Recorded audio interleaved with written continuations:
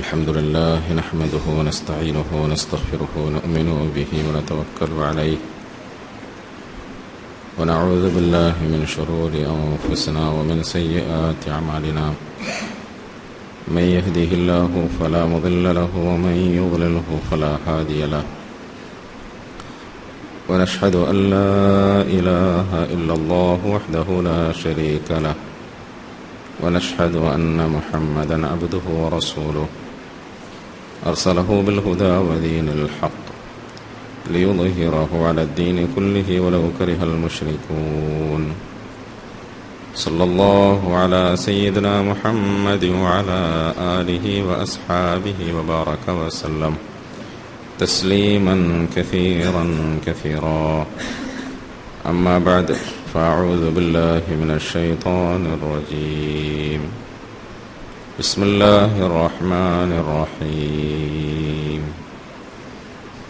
يا أيها الذين آمنوا اتقوا الله حق تقاته ولا تموتن إلا وأنتم مسلمون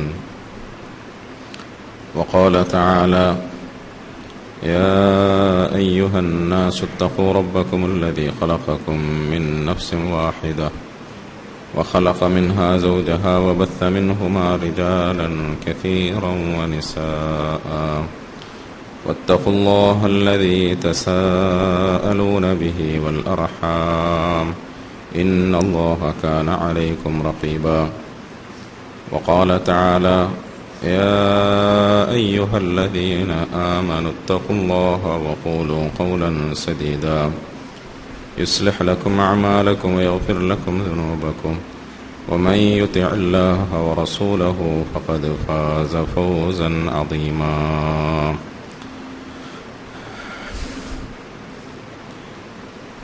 الله سبحانه وتعالى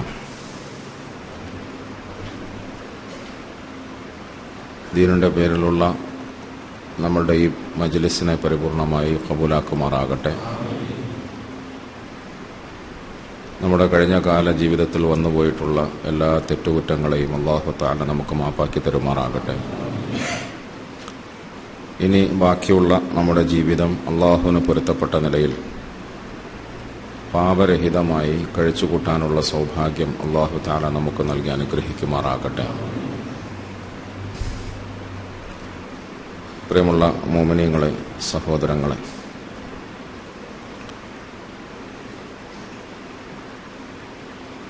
അല്ലാഹു സുബ്ഹാനഹു വ തആല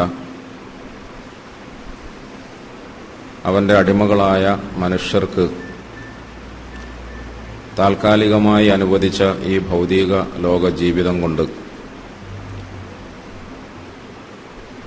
അവൻ്റെ കൽപ്പനകളൊക്കെ മുറുകെ പിടിച്ച് ജീവിച്ചാൽ ഒരിക്കലും അവസാനിക്കാത്ത പരലോകത്തിൻ്റെ സുഖങ്ങളെയും നന്മകളെയും വാഗ്ദാനം ചെയ്തിട്ടുണ്ട്.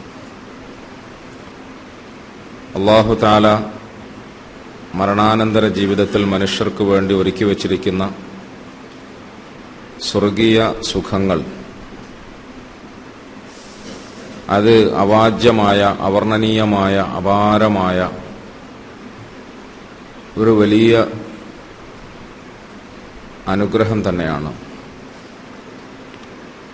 മനുഷ്യരായ നമ്മെ സംബന്ധിച്ചിടത്തോളം നമ്മളുടെ സങ്കല്പങ്ങൾക്ക് അപ്പുറത്ത്, നമ്മളുടെ അറിവിൻ്റെയും പരിചയത്തിൻ്റെയും അപ്പുറത്ത് അല്ലാഹു അവൻ്റെ അടിമകളെ സുഖിപ്പിക്കുകയും സന്തോഷിപ്പിക്കുകയും ചെയ്യുന്നതിന് വേണ്ടി അവൻ ഒരുക്കി വച്ചിട്ടുള്ള നിഅമത്തുകൾ, അതിനെയാണ് നമ്മൾ സ്വർഗം എന്ന് വിളിക്കുന്നത്. ആ സ്വർഗത്തെ അല്ലാഹു തആല പരിശുദ്ധ ഖുർആനിൽ പലതരത്തിലും പല നിലയിലും വിശദീകരിച്ച് പഠിപ്പിച്ചിട്ടുണ്ട്. അതിൻ്റെ സുഖാഡംബരങ്ങളെ സംബന്ധിച്ച് അല്ലാഹു നമ്മെ വളരെ കൂടുതൽ ബോധ്യപ്പെടുത്തി തന്നിട്ടുമുണ്ട്. എന്നാൽ ഈ സ്വർഗത്തെ അല്ലാഹു സുബ്ഹാനഹു വ തആല ആർക്കാണ് നൽകുക, അഥവാ ആ സ്വർഗം നേടിയെടുക്കാനുള്ള യോഗ്യതയും അർഹതയും എന്താണ്, അതും അല്ലാഹു വിശുദ്ധ ഖുർആനിൽ വളരെ വ്യക്തമായി പഠിപ്പിച്ചിട്ടുണ്ട്. റസൂൽ സല്ലല്ലാഹു അലൈഹി വസല്ലമ തങ്ങളുടെ ഹദീസുകൾ സൂചിപ്പിക്കുന്നത് പോലെ അല്ലാഹു പരിശുദ്ധനാണ്, അവൻ പരിശുദ്ധമായതിനെ മാത്രമേ സ്വീകരിക്കുകയുള്ളൂ. അതുപോലെ സ്വർഗവും പരിശുദ്ധമായ ഇടമാണ്, പരിശുദ്ധി പ്രാപിച്ച ആളുകൾക്ക് മാത്രമേ അവിടെ പ്രവേശനം ലഭിക്കുകയുള്ളൂ. ഖദ് അഫ്ലഹ മൻ തസക്ക വദകറ സ്മ റബ്ബിഹി ഫസല്ല. ഖദ് അഫ്ലഹ മൻ സക്കാഹ വഖദ് ഖാബ മൻ ദസ്സാഹാ. ഖദ് അഫ്ലഹൽ മുഅ്മിനൂന അല്ലദീന ഹും ഫീ സ്വലാത്തിഹിം ഖാശിഊൻ. ഇങ്ങനെ ഖുർആനിൽ പലയിടങ്ങളിലും തീർച്ചയായും ഇന്ന ആളുകൾ വിജയിച്ചിരിക്കുന്നു എന്ന് പറഞ്ഞ സ്ഥലത്ത് ആ വിജയം വരിച്ച ആളുകളുടെ വിശേഷണമായി അല്ലാഹു തആല പറയുന്നത് അവർ പരിശുദ്ധി പ്രാപിച്ചു എന്നാണ്. പരിശുദ്ധി പ്രാപിച്ചു. ഖദ് അഫ്ലഹ മൻ തസക്ക. ആരാണോ പരിശുദ്ധി പ്രാപിച്ചത് അവർ വിജയം വരിച്ചിരിക്കുന്നു. അഥവാ സ്വർഗത്തെ ലക്ഷ്യം വെച്ചുകൊണ്ട് അധ്വാനിക്കുന്ന അടിമകളെ സംബന്ധിച്ചിടത്തോളം അത് നേടിയെടുക്കാനുള്ള യോഗ്യതയായി അല്ലാഹു പറയുന്നത് പരിശുദ്ധിയാണ്. ആത്മീയമായും ഭൗതികമായും ശാരീരികമായും മാനസികമായും എല്ലാ തരത്തിലും പരിശുദ്ധി പ്രാപിച്ച ആളുകൾക്കാണ് അല്ലാഹു തആല പരലോകത്തിന്റെ നന്മയെ നൽകുന്നത്. സൂറത്ത് മുഅ്മിനൂനിന്റെ വചനത്തിൽ അല്ലാഹു ആ തരത്തിലുള്ള കുറെ പരിശുദ്ധി പ്രാപിക്കാൻ ഉതകുന്ന കർമ്മശുദ്ധിയെ സംബന്ധിച്ചിട്ട് പരിചയപ്പെടുത്തി. എന്നിട്ട് അല്ലാഹു പറഞ്ഞു നിർത്തിയത് ഉലൈക ഹുമുൽ വാരിസൂൻ الذين يرثون الفردوس هم فيها خالدون أولئك هم الوارثون. അവരാണ് അനന്തരാവകാശികൾ. الذين يرثون الفردوس. ഫിർദൗസ് എന്ന സ്വർഗത്തിന്റെ ഏറ്റവും മേന്മയേറിയ ആ ഇടത്തിന്റെ അവകാശികൾ, അതിന്റെ അനന്തര സ്വത്തായി അതിനെ സ്വീകരിക്കാൻ യോഗ്യതയുള്ളവർ അവരാണ് പരിശുദ്ധി പ്രാപിച്ചവർ. ആ പരിശുദ്ധിയെ പ്രാപിക്കുന്നതിന് വേണ്ടി അല്ലാഹു പഠിപ്പിച്ചിട്ടുള്ള അമലുകളിൽ നിരതരായവർ. അവർക്കാണ് ആ സ്വർഗത്തിന്റെ നിഅമത്തുകളെ അല്ലാഹു നൽകുക. സൂറത്ത് മറിയമിൽ അല്ലാഹു തആല സ്വർഗത്തെ വിശേഷിപ്പിച്ച് അതിലേക്ക് നമ്മളുടെ ശ്രദ്ധ ആകർഷിക്കുകയും നമ്മുടെ മനസ്സിനെ ആശിപ്പിക്കുകയും ചെയ്തതിന് ശേഷം ഇങ്ങനെ പറഞ്ഞു അല്ലാഹു വതിൽകൽ ജന്നത്തുല്ലതി നൂരിസു മിൻ ഇബാദിനാ മൻ കാന തഖിയ. وتلك الجنة التي نورث من عبادنا من كان تقيا. وتلك الجنة. ആ സ്വർഗം അല്ലാഹു വിശേഷിപ്പിക്കുകയും നിങ്ങളെ ആശിപ്പിക്കുകയും ചെയ്തുകൊണ്ട് നിങ്ങൾക്കായി തയ്യാറാക്കി വച്ചിരിക്കുന്ന ആ സ്വർഗം, അത് അല്ലത്തി നൂരിസു മിൻ ഇബാദിനാ മൻ കാന തഖിയ. എന്റെ അടിമകളിൽ നിന്നും തഖ്വ ചെയ്ത് ആത്മപരിശുദ്ധി പ്രാപിച്ചുകൊണ്ട് അനുസരണയോടുകൂടി ജീവിക്കുന്ന നല്ല അടിയാറുകൾക്ക് കൊടുക്കാൻ വേണ്ടിയിട്ട് ഞാൻ വെച്ചേക്കുകയാണ്. അള്ളാഹു നമ്മളൊക്കെ ആ കൂട്ടത്തിൽ പെടുത്തി തരുമാറാകട്ടെ. ഉഇദ്ദത്തുൽ മുത്തഖീൻ. ഖുർആൻ വേറെ സ്ഥലത്ത് പറയുന്നത് അത് മുത്തഖീങ്ങൾക്ക് മാത്രമായി ഒരുക്കി വച്ചിരിക്കുകയാണ്. മുത്തഖീങ്ങൾക്ക് മാത്രമുള്ളതാണ്. പരിശുദ്ധരായ ആത്മീയമായി അള്ളാഹുവിന്റെ അടിമകൾ പരിപൂർണ പരിശുദ്ധി പ്രാപിക്കുമ്പോൾ അവർക്ക് നൽകാനുള്ള സമ്മാനമായിട്ടാണ് സ്വർഗത്തെ അള്ളാഹു നിശ്ചയിച്ചിരിക്കുന്നത്. അത് കിട്ടിയാൽ നമ്മൾ ഭാഗ്യവാന്മാരായി. കാരണം അവിടെ നമുക്ക് പിന്നെ അല്ലലുകളൊന്നുമില്ല, വ്യസനങ്ങളോ പരാതികളോ ഒന്നുമില്ല. അവിടെ നമുക്ക് സന്തോഷമേ സന്തോഷം, സുഖമേ സുഖം, ആഘോഷ തിമർപ്പുകളുടെ നല്ല നാളുകളും നിമിഷങ്ങളും മാത്രമേ ഉണ്ടാവുകയുള്ളൂ. ഇല്ലാ ഖീലൻ സലാമൻ സലാമ ലാ യസ്മഊന ഫീഹാ ലഗ്വൻ വലാ തഅസീമ ഇല്ലാ ഖീലൻ സലാമൻ സലാമ. അവിടെ അവശബ്ദങ്ങളൊന്നും കേൾക്കേണ്ടി വരികയില്ല, അസ്വാരസ്യങ്ങൾ ഉണ്ടാവുകയില്ല, അല്ലലുകൾ ഉണ്ടാവുകയില്ല, അങ്ങനത്തെ അസ്വസ്ഥതകളൊന്നും അവിടെ നമുക്ക് സഹിക്കേണ്ടി വരികയില്ല. സമാധാനം, ശാന്തി, സന്തോഷം, സംതൃപ്തി, അത് മാത്രമാണ് മുഴങ്ങിക്കേൾക്കുക. സലാമുൻ ഖൗലൻ മിർ റബ്ബിർ റഹീം. കാരുണ്യവാനായ, പുറത്തു കൊടുക്കുന്നവനായ പടച്ചവന്റെ ഭാഗത്തുനിന്നുള്ള ശാന്തിയുടെ ശബ്ദം മാത്രം മുഴങ്ങിക്കേൾക്കുന്ന ഒരു അന്തരീക്ഷത്തിലാണ് സ്വർഗീയ ജീവിതം മനുഷ്യർക്ക് നയിക്കാൻ കഴിയുന്നത്. അള്ളാഹു നമ്മളൊക്കെ അവിടെ എത്തിക്കുമാറാകട്ടെ. അവിടെ നിങ്ങൾക്ക് നിങ്ങളുടെ മനസ്സാശിക്കുന്നതൊക്കെ ലഭിക്കും, മനസ്സാശിക്കുന്നതൊക്കെ ലഭിക്കും. റസൂലുള്ളാഹി സ്വല്ലല്ലാഹു അലൈഹി വസല്ലമ തങ്ങളുടെ സഹാബത്തിനോടുള്ള സംഭാഷണത്തിൽ സ്വർഗത്തെ പരിചയപ്പെടുത്തുമ്പോൾ ചിലപ്പോൾ അവിടുത്തെ മാളികകളെ സംബന്ധിച്ചിട്ട് പറയാറുണ്ട്, ചിലപ്പോൾ അവിടുത്തെ മണ്ണിനെ പരിചയപ്പെടുത്താറുണ്ട്, മറ്റു ചിലപ്പോൾ അവിടെ അള്ളാഹു നമുക്ക് വേണ്ടി ഒരുക്കി നിർത്തിയിരിക്കുന്ന തരുണികളെ സംബന്ധിച്ചിട്ട് പരിചയപ്പെടുത്തും, മറ്റു ചിലപ്പോൾ നമ്മളുടെ സേവനത്തിനായി അള്ളാഹു തയ്യാറാക്കി നിർത്തിയിരിക്കുന്ന കണ്ണിന് ആനന്ദം പകരുന്ന കൊച്ചു കിടാങ്ങളെ സംബന്ധിച്ചിട്ട് വിശേഷിപ്പിക്കും. ഖുർആനിൽ അള്ളാഹു പറഞ്ഞത് റസൂലുള്ളാഹി സ്വല്ലല്ലാഹു അലൈഹി വസല്ലമ തങ്ങൾ സഹാബത്തിന് വിശദീകരിച്ചു കൊടുക്കും. ഒറ്റ മുത്തിനാൽ പണിത് പൂർത്തീകരിച്ച ഒരു വലിയ മാളികയിൽ താമസിക്കാൻ സൗഭാഗ്യം കിട്ടിയ തങ്ങളുടെ സഹാബിയെ സംബന്ധിച്ച് റസൂൽ സല്ലല്ലാഹു അലൈഹി വസല്ലമ തങ്ങൾ സഹാബത്തിനോട് അത്ഭുതത്തോടെ പറഞ്ഞു കൊടുത്തു, പരിചയപ്പെടുത്തി കൊടുത്തു. ഇങ്ങനെ സ്വർഗീയമായ സുഖങ്ങൾ ഓരോന്നും ഖുർആനിലും ഹദീസിലും നമുക്ക് പരിചയപ്പെടുത്തപ്പെട്ടപ്പോൾ നമ്മളൊന്ന് ആലോചിക്കുക. ഒരു മനുഷ്യന് അവന്റെ ജീവിതത്തിലെ ഏറ്റവും വലിയ സ്വപ്നം ഒരു ഭവനം നിർമ്മിക്കുക എന്നുള്ളതാണ്, ഒരു വീട് പണിയുക. നമ്മൾ സാധാരണഗതിയിൽ അധ്വാനിക്കുന്ന, കഷ്ടപ്പെടുന്ന, പണിയെടുക്കുന്ന, പണമുണ്ടാക്കുന്ന ആളുകളോട് എന്തിനാണ് ഇതൊക്കെ ചെയ്യുന്നത് എന്ന് ചോദിച്ചാൽ അവർ പറയാറുള്ള അവരുടെ മനസ്സിന്റെ ആഗ്രഹങ്ങൾ, അവരുടെ സ്വപ്നങ്ങൾ, അതിൽ പ്രധാനമായത് ഒരു നല്ല വീട് പണിയണം, നല്ലൊരു ഭാര്യയോടൊപ്പം കുടുംബജീവിതം നയിക്കണം, മക്കളുടെ സന്തോഷം കണ്ട് ആനന്ദിക്കണം, മക്കൾ സുഖമായി ജീവിക്കണം. ഈ നിലയിൽ ഒരു മനുഷ്യന്റെ മനസ്സിനെ നയിച്ചുകൊണ്ടിരിക്കുന്ന അവന്റെ ഏറ്റവും പ്രധാനപ്പെട്ട സ്വപ്നങ്ങൾ ഓരോന്നിനെയും എണ്ണി പറഞ്ഞിട്ട് അതൊക്കെ നിങ്ങളുടെ മനസ്സിനിണങ്ങുന്ന തരത്തിൽ, നിങ്ങളുടെ മനസ്സാശിക്കുന്ന തരത്തിൽ, അതിൽ വേറൊരാൾക്കും അവകാശമില്ലാത്ത തരത്തിൽ, വേറൊരാളും അതിൽ കൈകടത്തുകയോ അത് പങ്കുവെക്കുന്നതിന് വേണ്ടി നമ്മളോട് തമ്മിലടിക്കുകയോ ചെയ്യേണ്ട അവസ്ഥയില്ലാത്ത തരത്തിൽ നിങ്ങൾക്ക് ലക്കും ഫീഹാ മാ തശ്തഹി അൻഫുസുകും വലക്കും ഫീഹാ മാ തദ്ദഊൻ നുസുലം മിൻ ഗഫൂരിർ റഹീം. ലക്കും ഫീഹാ മാ തശ്തഹി അൻഫുസുകും, നിങ്ങൾക്ക് നിങ്ങളുടെ മനസ്സ് ആശിക്കുന്നത് എന്താണോ അതൊക്കെ നിങ്ങൾക്ക് ലഭിക്കുകയായി. അതിൽ വേറെ ഏതെങ്കിലും അധ്വാനമില്ല, പ്രയാസമില്ല. ഇവിടെ റസൂലുള്ളാഹി സ്വല്ലല്ലാഹു അലൈഹി വസല്ലമ തങ്ങൾ പരിചയപ്പെടുത്തിയ ഒറ്റമുത്തിനാളുള്ള ഒരു കൊട്ടാരം, ഒരു മാളിക, അതുപോലെ സ്വർഗീയമായ ലോകത്ത് പടച്ചവൻ പണിതു വച്ചിരിക്കുന്ന ആകർഷണീയമായ ഇത്തരം മാളികകളൊക്കെ നമുക്ക് സ്വന്തമായി ഉണ്ടാക്കാനാണ് ഈ ഭൂമിയിൽ നമ്മൾ കഠിനാധ്വാനം ചെയ്യേണ്ടത്. പരലോകത്ത് നമുക്കത് സ്വന്തമായി കിട്ടാൻ നമ്മളൊന്ന് ആലോചിച്ച് നോക്കൂ. ഇവിടെ ഒരു കൊച്ചു വീട് പണിയാൻ നമ്മൾ എത്ര കൊല്ലം പണിയെടുക്കണം? സാമ്പത്തികം ഉണ്ടാക്കാൻ നാട്ടിൽ പണിയെടുത്ത് മതിയാകാതെ വരുമ്പോഴാണ് ആ കൊച്ചു ഭവനം എന്ന സ്വപ്നത്തെ സാക്ഷാത്കരിക്കാൻ വേണ്ടി ആളുകൾ നാട് വിട്ട് വിദേശത്തേക്ക് കടക്കുന്നത്. അന്യനാട്ടിൽ ആരാന് അടിമപ്പണിയെടുത്തിട്ടെങ്കിലും തന്റെ മനസ്സിന്റെ ആ സ്വപ്നത്തെ ഒന്ന് സാക്ഷാത്കരിക്കണം. അങ്ങനെ സാധാരണഗതിയിൽ സാധാരണക്കാരനെ സംബന്ധിച്ചിടത്തോളം തന്റെ വീടാകുന്ന സ്വപ്നത്തെ പൂർത്തീകരിക്കാൻ വേണ്ടിയിട്ട് കൊല്ലങ്ങളോളം പണിയെടുക്കേണ്ടി വരും.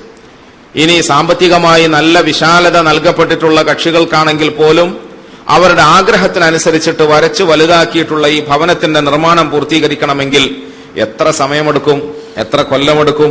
അവരാശിച്ചതുപോലെ പൂർത്തീകരിക്കാൻ ഒരുപക്ഷെ അത് സാധിച്ചെന്ന് വരികയില്ല. എന്നാൽ പ്രിയമുള്ളവർ, അല്ലാഹു പറയുന്നു, ലക്കും ഫീഹാ മാ തശ്തഹി അൻഫുസുകും വലക്കും ഫീഹാ മാ തദ്ദഊൻ, നിങ്ങളുടെ മനസ്സുകൊണ്ട് ആശിക്കുമ്പോൾ തന്നെ അതൊക്കെ ആയിത്തീരുന്ന ഒരു അനുഭൂതിയുടെ ലോകമാണ് സ്വർഗം എന്ന് പറയുന്നത്. ആസ്വദിക്കാൻ മാത്രമായി അള്ളാഹു അനുവദിച്ചിരിക്കുന്ന ലോകത്തെയാണ് സ്വർഗം എന്ന് വിളിക്കുന്നത്. അള്ളാഹു നമുക്കത് അനുഭവിക്കാൻ തൗഫീഖ് തരുമാറാകട്ടെ. ഇവിടെ മനുഷ്യരായ നമ്മളെ സംബന്ധിച്ചിടത്തോളം നമ്മൾ കുറെ സ്വപ്നങ്ങൾ കാണും. അതിനനുസരിച്ചിട്ട് ഓരോന്ന് നമ്മൾ തിട്ടപ്പെടുത്തുകയും തരപ്പെടുത്താൻ ശ്രമിക്കുകയും ചെയ്യും. അതൊക്കെ ഒരു സ്വപ്നം പോലെ കണ്ട് ആസ്വദിച്ച് ആനന്ദിച്ച് അത് കൈ എത്താ ദൂരത്തായി എന്നുറപ്പ് വരുമ്പോൾ എത്തിപ്പിടിക്കാൻ ശ്രമിക്കുമ്പോൾ പെട്ടെന്ന് നമ്മൾ സ്വപ്നത്തിൽ നിന്നും ഉറക്കത്തിൽ നിന്നും കണ്ണു തുറന്ന് എഴുന്നേൽക്കുന്നത് പോലെ എല്ലാം തകിടം മറിഞ്ഞവരായി. ഒരാള് കണ്ണൂരിൽ നിന്നും തളിപ്പറമ്പിലേക്ക് പോകാൻ വേണ്ടി ബസ്സിൽ കയറി എന്ന് വിചാരിക്കുക. ബസ്സിൽ കയറി, നോമ്പ് ഇന്നലെ 27 രാവായിരുന്നല്ലോ, ഉറക്കം ഒഴിഞ്ഞതാണ്, നല്ല ക്ഷീണമുണ്ട്. അതുകൊണ്ട് ബസ്സിൽ കയറി ടിക്കറ്റ് എടുത്ത് കീശയിലിട്ടിട്ട് ഇരുന്നതേ ഓർമ്മയുള്ളൂ. പാവം ഉറങ്ങിപ്പോയി. തളിപ്പറമ്പിലേക്കുള്ള കുറഞ്ഞ സമയത്തെ ഈ യാത്രയിൽ അയാൾ ബസ്സിലിരുന്ന് ഉറങ്ങിപ്പോയി. ഉറക്കത്തിൽ നല്ല ക്ഷീണിതനായി ഉറങ്ങുമ്പോൾ പലപ്പോഴും നമ്മൾ പല സ്വപ്നങ്ങളും കാണും. അങ്ങനെ ഈ മനുഷ്യൻ നല്ലൊരു സ്വപ്നം കണ്ടു. അയാളുടെ സ്വപ്നത്തിൽ അയാള് ഇവിടെ മാർക്കറ്റിൽ പണിയെടുക്കുന്ന ഒരു പാവപ്പെട്ട തൊഴിലാളിയാണ്. ഇപ്പോൾ ബസ്സിലിരുന്ന് ഉറങ്ങുകയാണ്. ഉറക്കത്തിൽ ഒരു സ്വപ്നമാണ് കാണുന്നത്. സ്വപ്നത്തിൽ അയാൾക്ക് പെട്ടെന്ന് ആരോ ഒരു വിസ കൊടുത്തു. ആ വിസ അടിച്ചു. അതുമായി അയാൾ വിദേശത്തേക്ക് പറന്നു. വലിയൊരു ജോലി കിട്ടി. ആ ജോലിയിൽ അയാൾക്ക് പ്രതീക്ഷിക്കുന്നതിന്റെ അപ്പുറത്ത് ശമ്പളം വന്നു. അങ്ങനെ കുറച്ച് മാസങ്ങൾ കൊണ്ട് അയാൾ പ്രതീക്ഷിച്ചതിനേക്കാൾ വലിയൊരു സമ്പാദ്യം ഉണ്ടായി. അത് നാട്ടിലേക്ക് അയച്ചു. നാട്ടിൽ ഒരു സ്വന്തമായ കൂര പോലുമില്ലാതെ ഏതോ ലൈൻ മുറിയിൽ താമസിച്ചിരുന്ന ഈ മനുഷ്യൻ സ്വന്തമായി കുറച്ച് സ്ഥലം വാങ്ങി, ഒരു വീടുണ്ടാക്കി. ആ വീടാകട്ടെ വളരെ വലിയ ഭവനം. ഇത്രയും വലിയ വീടുണ്ടാക്കി ആ വീട്ടിന്റെ ഉള്ളിൽ എല്ലാ അത്യന്താധുനികമായ സൗകര്യങ്ങളും ഫർണിച്ചറുകളും മറ്റുമൊക്കെ സംവിധാനിച്ചു. അതിന് അയാൾ ഒരു വലിയ മതിൽ കെട്ടി ഉയർത്തി, ഇരുമ്പിന്റെ ഒരു ഗേറ്റ് ഫിറ്റാക്കി. പോരാഞ്ഞിട്ട് ഇന്നത്തെ അത്യന്താധുനികമായ സംവിധാനത്തിന്റെ അടിസ്ഥാനത്തിൽ റിമോട്ട് കൺട്രോളിൽ പ്രവർത്തിക്കുന്ന ഒരു ഗേറ്റ് ഫിറ്റാക്കി. അയാൾക്ക് സഞ്ചരിക്കാൻ വേണ്ടിയിട്ട് ഒരു വലിയ വാഹനം വാങ്ങി. അങ്ങനെ ഈ പാവം വാഹനത്തിൽ കയറിയിരുന്ന് അത് സ്റ്റാർട്ട് ചെയ്ത് കാർപോർച്ചിൽ നിന്ന് പുറത്തേക്കെടുത്ത് ഗേറ്റിന്റെ അടുക്കൽ വന്നിട്ട് ഇങ്ങനെ ചെറുങ്ങനെ ഹോൺ അടിച്ചു. ഓട്ടോമാറ്റിക്കായിട്ട് തുറക്കാനല്ലേ, തുറക്കാൻ വേണ്ടിയിട്ട് കാത്തു നിൽക്കുകയാണ്. ഇനി ഒന്ന് ഗേറ്റ് തുറന്നാൽ മതി, പുറത്തിറങ്ങിയാൽ മതി, ഒന്ന് വിലസണം, ഒന്ന് ആഘോഷിക്കണം. ഇത്രയും കഷ്ടപ്പെട്ട് ഞാൻ ഇതെല്ലാം ഉണ്ടാക്കിയിട്ട് മുന്തിയ വാഹനത്തിൽ കയറി ഒന്ന് ഗേറ്റ് തുറക്കേണ്ട താമസമേ ഉള്ളൂ. ഗേറ്റ് തുറക്കാൻ വേണ്ടി കാത്തു നിൽക്കുന്നതിനിടയിൽ തളിപ്പറമ്പ് ആരോ തട്ടി വിളിച്ചു. ഞെട്ടി ഉണർന്നു പാവം. അയാൾ തുറക്കാൻ വിചാരിച്ച ഗേറ്റ് തുറന്നത് തളിപ്പറമ്പ് ബസ് സ്റ്റോപ്പിലേക്കുള്ളതായിരുന്നു. പാവം ബേജാറോടെ ഇറങ്ങി. ഇതൊരു സാധാരണക്കാരന്റെ സ്വപ്നമാണ്. അവൻ യാത്ര ചെയ്യുന്ന ബസ്സിലെ ചില്ലറ നേരം കൊണ്ട് അവൻ കണ്ടാസ്വദിക്കുന്ന സ്വപ്നമാണെങ്കിൽ യഥാർത്ഥത്തിൽ ഈ ഭൗതിക ലോക ജീവിതത്തിന്റെ ആകെ തുകയായി നമുക്ക് ബോധ്യപ്പെടുന്ന പരമാർത്ഥം ഇതാണ് പ്രിയമുള്ളവരെ. അയാൾ ബസ്സിലിരുന്ന് കണ്ട സ്വപ്നത്തിൽ കണക്കുകൂട്ടുകയും സ്വപ്നം കണ്ട് അയാൾ നെയ്തെടുക്കുകയും ചെയ്തതുപോലെ നമ്മൾ കുറെ കാര്യങ്ങളൊക്കെ ഇവിടെ ഉണ്ടാക്കിയെടുക്കുന്നു. അതൊക്കെ ആസ്വദിക്കാൻ കഴിയുമെന്ന് നമ്മൾ വിചാരിക്കുന്നു, പ്രതീക്ഷിക്കുന്നു, സ്വപ്നം കാണുന്നു. നിങ്ങൾ പത്രമാധ്യമങ്ങളിലൂടെ അറിയാൻ പോകുന്ന അല്ലെങ്കിൽ കുറച്ച് സമയത്തിനുള്ളിൽ നിങ്ങൾക്ക് വിവരം കിട്ടാൻ പോകുന്ന ഒരു വാർത്തയുണ്ട്. ഇന്നലത്തെ 27 രാത്രി മുസ്ലിമീങ്ങളിൽ അധിക പേരും പള്ളിയിലും മറ്റുമൊക്കെയായി ഇബാദത്തുകളിൽ കഴിയുകയാണ്. നമ്മുടെ നാടിന്റെ തൊട്ടടുത്ത് പടന്ന എന്ന് പറയുന്ന ഒരു സ്ഥലത്ത് ഒരു മുസ്ലിം കുടുംബം ഏറ്റവും കൂടുതൽ പീഡിപ്പിക്കപ്പെട്ടു ഇന്നലത്തെ രാത്രി. സമ്പന്നനായ കോടീശ്വരനായ ഒരു സഹോദരൻ കോടികൾ മുടക്കി പണിതുയർത്തി അദ്ദേഹത്തിന്റെ അത്യന്താധുനിക സംവിധാനങ്ങളുള്ള ഭവനം, റിമോട്ട് കൺട്രോളിൽ വർക്ക് ചെയ്യുന്ന സെക്യൂരിറ്റി സിസ്റ്റമുള്ള എല്ലാ സൗകര്യങ്ങളുമുള്ള ഒരു ഭവനം. ഇന്നലത്തെ പാതിരാത്രി 2 മണി സമയത്ത് അക്രമകാരികൾ അവിടെ കടന്നു ചെന്നു.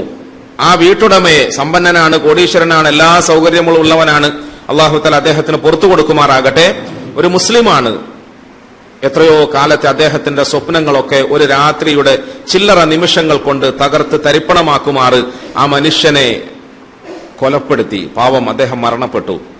അക്രമകാരികൾ അദ്ദേഹത്തിന്റെ അത്യന്താധുനികമായ ഈ വീടും വീടിലുള്ള മുഴുവൻ സംവിധാനങ്ങളും തകർത്ത് അതിനെ അപഹരിക്കുകയും കൊള്ളയടിക്കുകയും ചെയ്തുകൊണ്ട് സുഖമായി രക്ഷപ്പെട്ടു.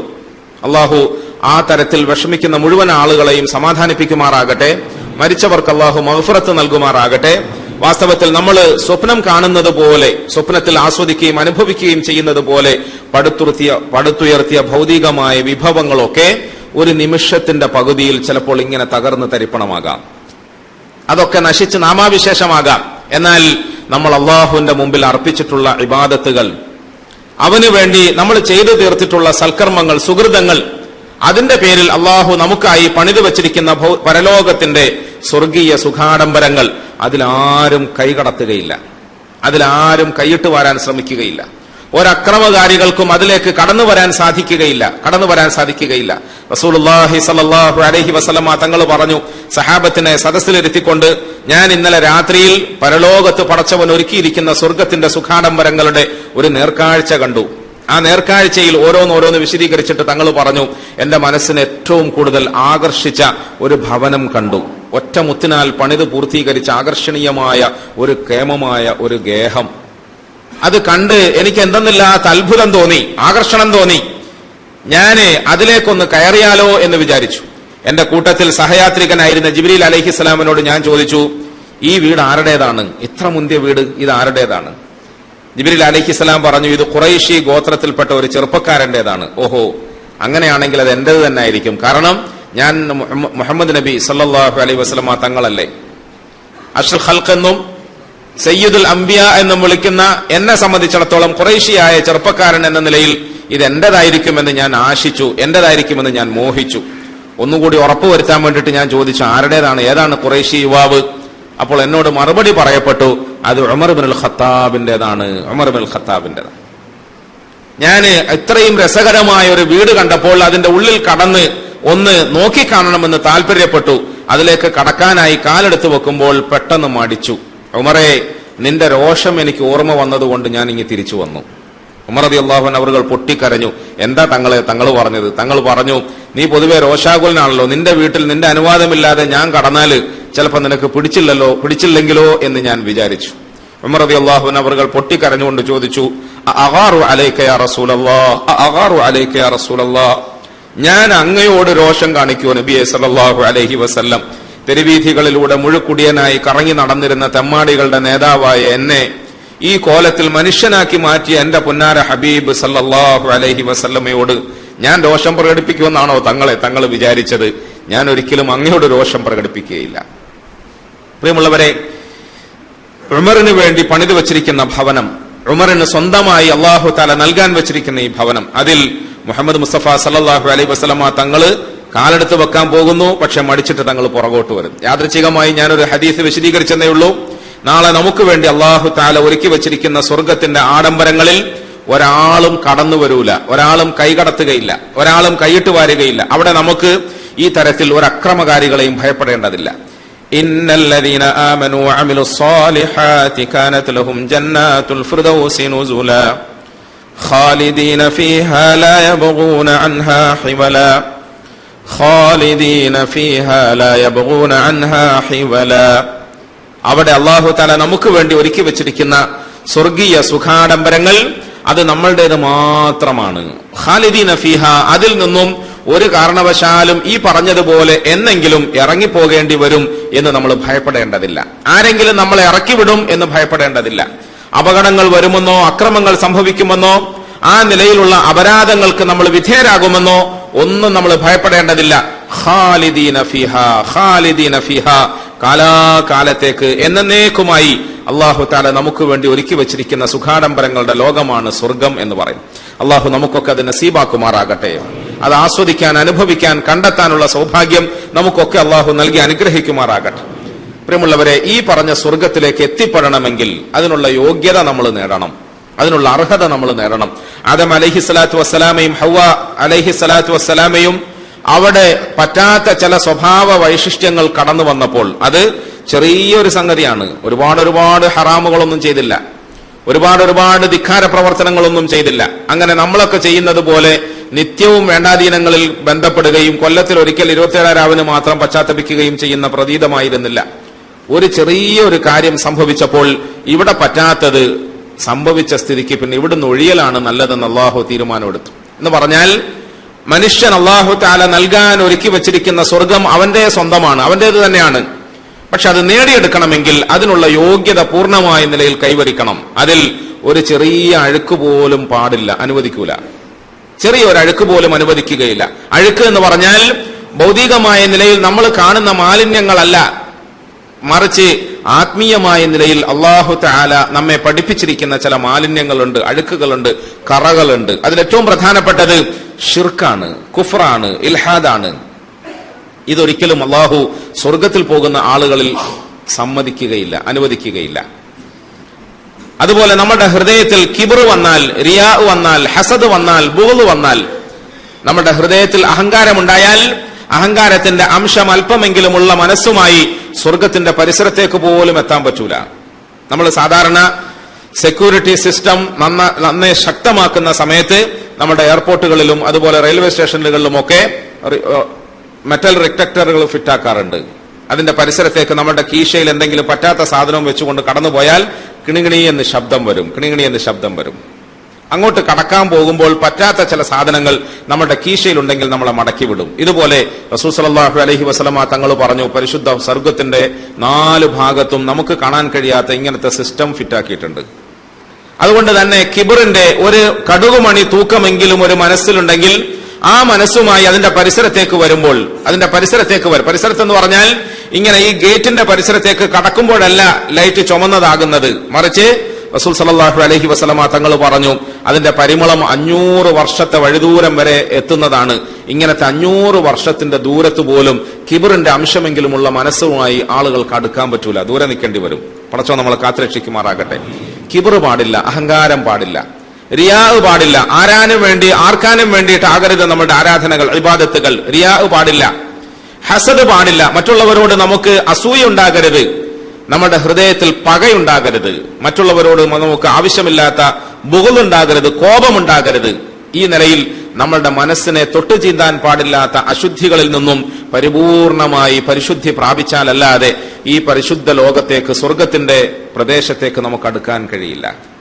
അള്ളാഹു നമ്മളെ പരിശുദ്ധരാക്കി തീർക്കുമാറാകട്ടെ. വാസ്തവത്തിൽ പ്രിയമുള്ളവരെ, നമ്മൾ കുറെ ദിവസങ്ങളായി ചെയ്തു പോരുന്ന ഇബാദത്തുകളിലൂടെ, നമ്മൾ പറഞ്ഞു കേൾക്കുന്ന തഅലീമിന്റെ സദസ്സുകളിലൂടെ, അത്തരത്തിൽ നമ്മൾ അള്ളാഹുവിന് വേണ്ടി ആരാധനകളും സൽക്കർമ്മങ്ങളും ഒക്കെയായി പ്രാപിക്കാൻ ശ്രമിക്കുന്ന പരിശുദ്ധിയുടെ ഈ മാർഗത്തിൽ പരിപൂർണത പ്രാപിക്കുക, അഥവാ പ്രാപിച്ചാൽ മാത്രമേ നമുക്ക് ഈ സ്വർഗം കരസ്ഥമാക്കാൻ സാധിക്കുകയുള്ളൂ. സ്വർഗം കരസ്ഥമാക്കണമെങ്കിൽ അത് നിർബന്ധമായ ഒരു നിബന്ധനയാക്കി അള്ളാഹു തആല നമ്മെ പഠിപ്പിച്ചിരിക്കുകയാണ്. അതിലൊരു വിട്ടുവീഴ്ചയുമില്ല, ഒരു വിട്ടുവീഴ്ചയുമില്ല. അത് റസൂൽ സല്ലല്ലാഹു അലൈഹി വസല്ലമ തങ്ങളുടെ പ്രിയപ്പെട്ട അളാപ്പയായിരുന്നാലും, റസൂൽ സല്ലല്ലാഹു അലൈഹി വസല്ലമ തങ്ങളുടെ ഏറ്റവും അടുത്ത കുടുംബക്കാരായിരുന്നാലും, ഇബ്രാഹിം അലൈഹിസ്സലാമയുടെ ഉപ്പയായിരുന്നാലും, നൂഹ് അലൈഹിസ്സലാമയുടെ മോനായിരുന്നാലും, ലൂത്ത് അലൈഹിസ്സലാമയുടെ ഭാര്യയായിരുന്നാലും, ആരാന്ന് പറഞ്ഞാലും ഈ സിസ്റ്റത്തിന്റെ പരിസരത്തേക്ക് അതിൽ ഇൻസ്റ്റാൾ ചെയ്തിരിക്കുന്നതിനനുസരിച്ചിട്ടല്ലാതെ പ്രവർത്തിക്കുകയില്ല. ഞാന് സ്പെഷ്യൽ VIP ലിസ്റ്റിലുള്ള ആളാണ്, നബിയുടെ ഭാര്യയാണ്, എനിക്ക് സ്പെഷ്യൽ കാർഡ് ഉണ്ട് എന്നൊന്നും പറഞ്ഞാൽ സ്വർഗത്തിന്റെ പരിസരത്തേക്ക് ആരെയും അടുപ്പിക്കുകയില്ല. ഞാൻ ഇബ്രാഹിം നബി എന്ന് പറയുന്ന ഖലീലുല്ലാഹി ഇല്ലേ, ഖലീലുല്ലാഹി ഇബ്രാഹിമിന്റെ ഉപ്പയാണ്, അതുകൊണ്ട് എനിക്കൊരു ചാൻസ് തരുമെന്ന് ചോദിച്ചാൽ ഇല്ല, വേണ്ട. ഞാൻ മുത്തു മുസ്തഫ സല്ലല്ലാഹു അലൈഹി വസല്ലമ തങ്ങളുടെ പ്രിയപ്പെട്ട എളാപ്പയാണ്, അബൂ താലിബാണ്, എനിക്കൊരു ചാൻസ് തരുമെന്ന് കിട്ടൂല. പ്രിയമുള്ളവരെ, അല്ലാഹു തആല പരിശുദ്ധ ഖുർആനിൽ ഇതൊക്കെ വ്യക്തമായി നമ്മളോട് പറഞ്ഞു കേൾപ്പിക്കുന്നത് അവർക്കൊന്നും ഇത് ആശിക്കാൻ കഴിയില്ലെങ്കിൽ പിന്നെ 27 രാവിന് ലേശം ഉറക്കം ഒഴിഞ്ഞിട്ട് ഞാൻ സ്വർഗം വാങ്ങിയിട്ട് പോവുകയാണ്, അതുകൊണ്ട് ഇനി മുതൽ പള്ളിയിൽ വേണ്ടാന്ന് തീരുമാനിക്കാൻ നമുക്ക് എന്താ അവകാശം? ഇനി മുതൽ പള്ളി കാലിയാവും, ഇനി മുതൽ പള്ളിയിൽ ആൾ തിരക്കുണ്ടാവുകയില്ല. ഇന്നലെ ഇഅ്തികാഫിന് വേണ്ടി വന്നപ്പോൾ ഞങ്ങളുടെ പള്ളിയിൽ ഇരിക്കാനും നിൽക്കാനും സ്ഥലമില്ല. ഞാൻ സുബഹി നമസ്കാരം കഴിഞ്ഞിട്ട് ആ സദസ്സിനോട് ഇതേ വിഷയം പറഞ്ഞു, ഉറച്ചു നിൽക്കുന്നതിനെ കുറിച്ച്. കാരണം എന്താ, നാളെയും മറ്റന്നാളും ഒക്കെ ചിലപ്പോൾ നമുക്ക് നമ്മുടെ പള്ളിയിൽ ജിന്നുകളോ മലക്കുകളോ മാത്രമേ ഉണ്ടാവൂ, മനുഷ്യർ കുറവായിരിക്കും. നമ്മുടെ ഒരു ധാരണ തെറ്റായ ഒരു ധാരണ, ചില്ലറ നാളുകളെ കൊണ്ടോ ചില്ലറ ദിവസങ്ങളെ കൊണ്ടോ ചില്ലറ രാവുകളെ കൊണ്ടോ എല്ലാം വെട്ടിപ്പിടിക്കാൻ കഴിഞ്ഞു എന്നൊരു ധാരണ, ഇത് അബദ്ധമാണ്. അള്ളാഹു നമുക്ക് മാപ്പാക്കി തരുമാറാകട്ടെ. ഈ ഇബാദത്തുകളിലൂടെ, നമ്മൾ ചെയ്ത ഈ സൽക്കർമ്മങ്ങളിലൂടെ നമ്മളുടെ ഉള്ള് പരിപൂർണമായും പരിശുദ്ധപ്പെടണം. ഇസ്ലാമികമായ ഇബാദത്തുകളുടെ ഒരു പ്രത്യേകത എന്താണെന്ന് വെച്ചാൽ, മറ്റു മതസ്ഥരൊക്കെ ആചരിക്കുന്നത് പോലെ എന്തെങ്കിലും ഒരു സീസണിൽ ഏതെങ്കിലും ഒരു പൂജ കഴിച്ചാൽ അതോടെ മതാചാരം തീരുകയില്ല. അങ്ങനെയാണല്ലോ മറ്റു മതസ്ഥർ. ഓണം വന്നു, വിഷു വന്നു, ക്രിസ്മസ് വന്നു, അതുമായി ബന്ധപ്പെട്ട എന്തെങ്കിലും ചില ആചാരങ്ങളും അനുഷ്ഠാനങ്ങളും ആഘോഷ പരിപാടികളും ഒക്കെ ആവിഷ്കരിച്ചാൽ അവരുടെ മതാചാരം തീർന്നു. മുസ്ലിമീങ്ങൾക്ക് അങ്ങനെയല്ല. മുസ്ലിമീങ്ങളുടെ ആചാരം എന്ന് പറഞ്ഞാൽ പരിശുദ്ധ ഖുർആൻ പറയുന്നുണ്ട്. പരിശുദ്ധ ഖുർആനിൽ സൂറത്തുൽ ബഖറയിൽ അല്ലാഹു പറയുന്നുണ്ട്, ലൈസൽ ബിർറ അൻ തുവല്ലു വുജൂഹകും ഖിബലൽ മശ്രിഖി വൽ മഗ്രിബ് ലൈസൽ ബിർറ അൻ തുവല്ലു വുജൂഹകും ഖിബലൽ മശ്രിഖി വൽ മഗ്രിബ് ولكن البر من آمن بالله واليوم الآخر والملائكة والكتاب والنبيين وآتى المال على حبه ذوي القربى واليتامى والمساكين وابن السبيل والسائلين وفي الرقاب وأقام الصلاة وآتى الزكاة والموفون بأحدهم إذا عاهدوا والصابرين في البأساء والضراء وحين البأس أولئك الذين صدقوا وأولئك هم المتقون ليس البر أن تولوا وجوهكم قبل المشرق والمغرب ലൈസൽ ബിർറ, ഒരിക്കലും പുണ്യം ഇതാണ് എന്ന് നിങ്ങൾ വിചാരിക്കരുത്.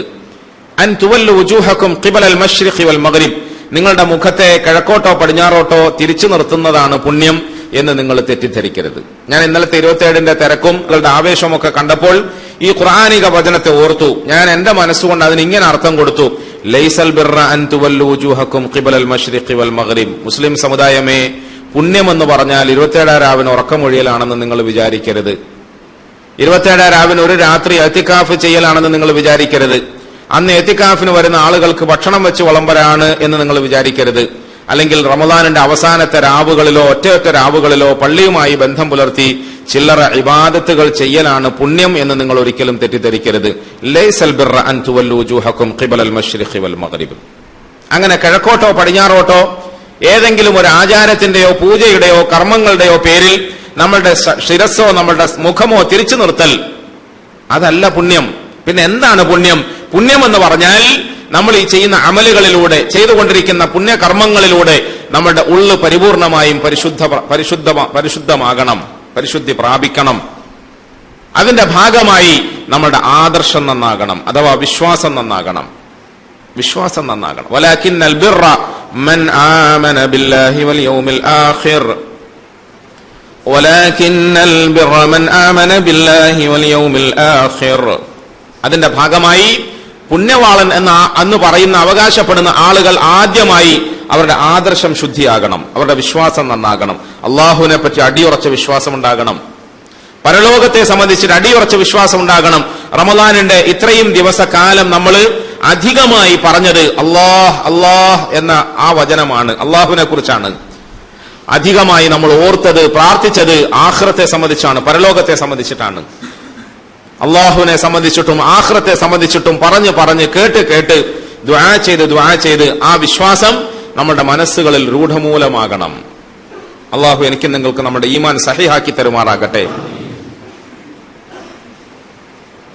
وآتى المال على حبه ذوي القربى واليتامى والمساكين وابن السبيل والسائلين وفي الرقاب. രണ്ടാമതായി ഈ പറഞ്ഞ ഈമാൻ ശരിയായാൽ, വിശ്വാസം ശരിയായാൽ, വിശ്വസിക്കേണ്ട കാര്യങ്ങളിലൊക്കെ വിശ്വസിച്ചു കഴിഞ്ഞാൽ പിന്നെ അവന്റെ ജീവിതത്തിൽ അതിനനുസൃതമായ പ്രകടനങ്ങൾ ഉണ്ടാകണം, പ്രവർത്തനങ്ങൾ ഉണ്ടാകണം. വളരെ കൂടുതലായി നമ്മൾ ശ്രദ്ധിക്കേണ്ട ഒരു സംഗതി, ഈമാൻ ശരിയാകണം. അത് കഴിഞ്ഞാൽ പിന്നെ വആതൽ മാല അലാ ഹുബ്ബിഹി ദവിൽ ഖുർബ വൽ യതാമ വൽ മസാകീൻ വബ്നിസ് സബീൽ. പിന്നെ വേണ്ടത് എന്താണെന്ന് വെച്ചാൽ ധനത്തോട് ആഗ്രഹമുള്ളതിനോട് കൂടി, ധനം ആവശ്യമുള്ളതിനോട് കൂടി നിന്റെ ഉറ്റവർക്കും ഉടയവർക്കും ബന്ധുക്കൾക്കും അഗതികൾക്കും ആവശ്യക്കാർക്കും കറങ്ങി നടക്കുന്നവർക്കും ഒക്കെ നീ ചെലവഴിക്കാനുള്ള മനസ്ഥിതി ഉണ്ടാവുക. ഈമാൻ ഉണ്ടാകണം ആദ്യത്തേത്. രണ്ടാമത്തേത്, ആ ഈമാൻ ഉണ്ടായി എന്നതിന്റെ പ്രകൃതി എന്താണ്, അതിന്റെ പ്രകടനം എന്താണ്? ധനത്തോട് ആശയും ആഗ്രഹവും ഒക്കെ ഉള്ളതിനോട് കൂടി തന്നെ അത് ആവശ്യക്കാർക്ക് വിതരണം ചെയ്യാനുള്ള വിശാല മനസ്സ് വേണം, മനസ്ഥിതി വേണം. അള്ളാഹുവുമായുള്ള അടുപ്പത്തിന്റെ അടയാളം ആദർശ ധീരതയുടെ പേരിൽ നിനക്ക് പ്രദർശിപ്പിക്കാൻ കഴിയുമെങ്കിൽ അടിമകളോടുള്ള നിന്റെ ബന്ധത്തെ, അവരുമായുള്ള നിന്റെ അടുപ്പത്തെ, അവരോടുള്ള ഇങ്ങനത്തെ ഉപകാര പ്രവർത്തനങ്ങളിലൂടെ പ്രവർത്തിക്കാൻ നിനക്ക് സാധിക്കണം. നീ എടുത്ത നോമ്പ് മുഖേന നിന്റെ ഈമാൻ സഹിഹാകണം, അഥവാ അള്ളാഹുമായുള്ള ബന്ധം നേരെയാകണം. നിന്നോടൊപ്പം വസിക്കുന്ന നിന്റെ മറ്റുതര സഹോദരങ്ങളോട്, ജനങ്ങളോട്, ജീവജാലങ്ങളോടുള്ള നിന്റെ അടുപ്പവും നിന്റെ പെരുമാറ്റവും നന്നാകണം. വളരെ വ്യക്തമായി അള്ളാഹു നമ്മളെ പഠിപ്പിക്കുകയാണ്. നോമ്പ് കാലം കഴിയുമ്പോൾ, ഇന്ന് താലീമിന്റെ സദസ്സ് നമ്മൾ ദുആ ചെയ്ത് പിരിയാണ്. കുറെ കാലം നന്നാകാൻ ആഗ്രഹിച്ചുകൊണ്ട് പലതും പറയുകയും കേൾക്കുകയും ചെയ്ത നമ്മളെ സംബന്ധിച്ചിടത്തോളം ഇതിലൂടെ നമുക്ക് എന്താണ് കൈവരിക്കാൻ കഴിയേണ്ടത്? ആരായിട്ടാണ് നമ്മൾ റമദാനിന് വിട നൽകേണ്ടത്? ഏതൊരു ക്വാളിറ്റിയാണ് ഞാനും നിങ്ങളും സ്വീകരിക്കേണ്ടത്, ആർജിക്കേണ്ടത്? ഒന്നാമതായി നമ്മുടെ ആദർശം ശുദ്ധമാക്കുക, വിശ്വാസത്തെ രൂഢമൂലമാക്കുക, ഈമാനിനെ സഹിഹാക്കുക. രണ്ടാമതായി ജനങ്ങളോടുള്ള നമ്മളുടെ ബന്ധത്തിൽ ആവശ്യക്കാരും പാവങ്ങളും സാധുക്കളും അഗതികളും ഒക്കെ ആയിട്ടുള്ള നമ്മുടെ ഉറ്റവരും ഉടയവരും ഒക്കെ ആയിട്ടുള്ള ആളുകൾക്ക് പരമാവധി കൊടുക്കാനുള്ള വിശാലത ഉണ്ടാവുക. എന്ന് പറഞ്ഞാൽ എന്താ അതിന്റെ ഉദ്ദേശം? അല്ലാഹു തആല ഖുർആനിൽ പല സ്ഥലത്തും പറയുന്നത് പോലെ എന്റെ അടിമകളുടെ ദാരിദ്ര്യത്തെയും എന്റെ അടിമകളുടെ ബുദ്ധിമുട്ടുകളെയും എന്റെ അടിമകളുടെ ഇല്ലായ്മകളെയും നിന്നെ കൊണ്ട് തീർക്കുക എന്ന ഉദ്ദേശത്തിലല്ല. അഥവാ ഈ പാവപ്പെട്ടവന്റെ ഒക്കെ കണ്ണുനീരൊപ്പാൻ പടച്ചവന് കഴിയാത്തത് കൊണ്ട് നിന്റെ സഹായം തേടുകയാണ് എന്നുമല്ല. മറിച്ച് നിന്റെ മനസ്സ് എത്രത്തോളം വിശാലമായി, നിന്റെ മനസ്സ് എത്രത്തോളം തുറന്നു കിട്ടി, ജനങ്ങളുമായുള്ള നിന്റെ ഹൃദയബന്ധം എത്രത്തോളം നന്നായി എന്നറിയാനുള്ള ഒരു പരിശോധനയാണ് പടച്ചവൻ നടത്തുന്നത്. നിനക്ക് ധനത്തോട് ആഗ്രഹമുള്ളപ്പോൾ, ധനത്തോട് ആശയുള്ളപ്പോൾ, ആ ആശയുള്ളതിനോട് കൂടി തന്നെ ആരാന്റെ ആവശ്യങ്ങൾക്ക് മുൻഗണന നൽകുകയും അവർക്ക് വേണ്ടി ചെലവഴിക്കാനുള്ള മനസ്ഥിതിയെ വർദ്ധിപ്പിക്കുകയും ചെയ്യുക. ഇപ്പൊ നമ്മൾ റമദാൻ മാസത്തിൽ 30 ദിവസം നോമ്പെടുത്തതിന് ശേഷം അതിന്റെ ആഘോഷത്തിന് വേണ്ടി പെരുന്നാൾ ദിവസത്തിൽ ഈദ്ഗാഹിലേക്കോ പള്ളികളിലേക്കോ ഒക്കെ വരുന്നതിന് മുമ്പ് റസൂലുള്ളാഹി സ്വല്ലല്ലാഹു അലൈഹി വസല്ലമ തങ്ങള് നിർബന്ധമായി നമ്മളോട് ഫിത്ർ സക്കാത്ത് നൽകണമെന്ന് കൽപ്പിച്ചു. റമദാൻ മാസത്തിൽ നമ്മൾ അനുഷ്ഠിച്ചിട്ടുള്ള ഇബാദത്തുകളിൽ എന്തെങ്കിലും പോരായ്മയുണ്ടെങ്കിൽ ആ പോരായ്മയ്ക്ക് ഒരു പരിഹാരമാണത് എന്ന് പറഞ്ഞു. നമ്മൾ ചെയ്തു പോയ എന്തെങ്കിലും തെറ്റുകുറ്റങ്ങൾ ഉണ്ടെങ്കിൽ അതൊക്കെ മാപ്പാക്കപ്പെടുന്നതിന് ഒരു പരിഹാര മാർഗം പോലെയാണ് ഫിത്ർ സക്കാത്ത്. അതുകൊണ്ട് നിങ്ങൾ നിർബന്ധമായും ഈദ്ഗാഹിലേക്ക് വരുന്നതിന് മുമ്പ് ഫിത്റിന്റെ സക്കാത്ത് നൽകിയിരിക്കണമെന്ന് റസൂൽ സല്ലല്ലാഹു അലൈഹി വസല്ലം തങ്ങൾ പഠിപ്പിച്ചു.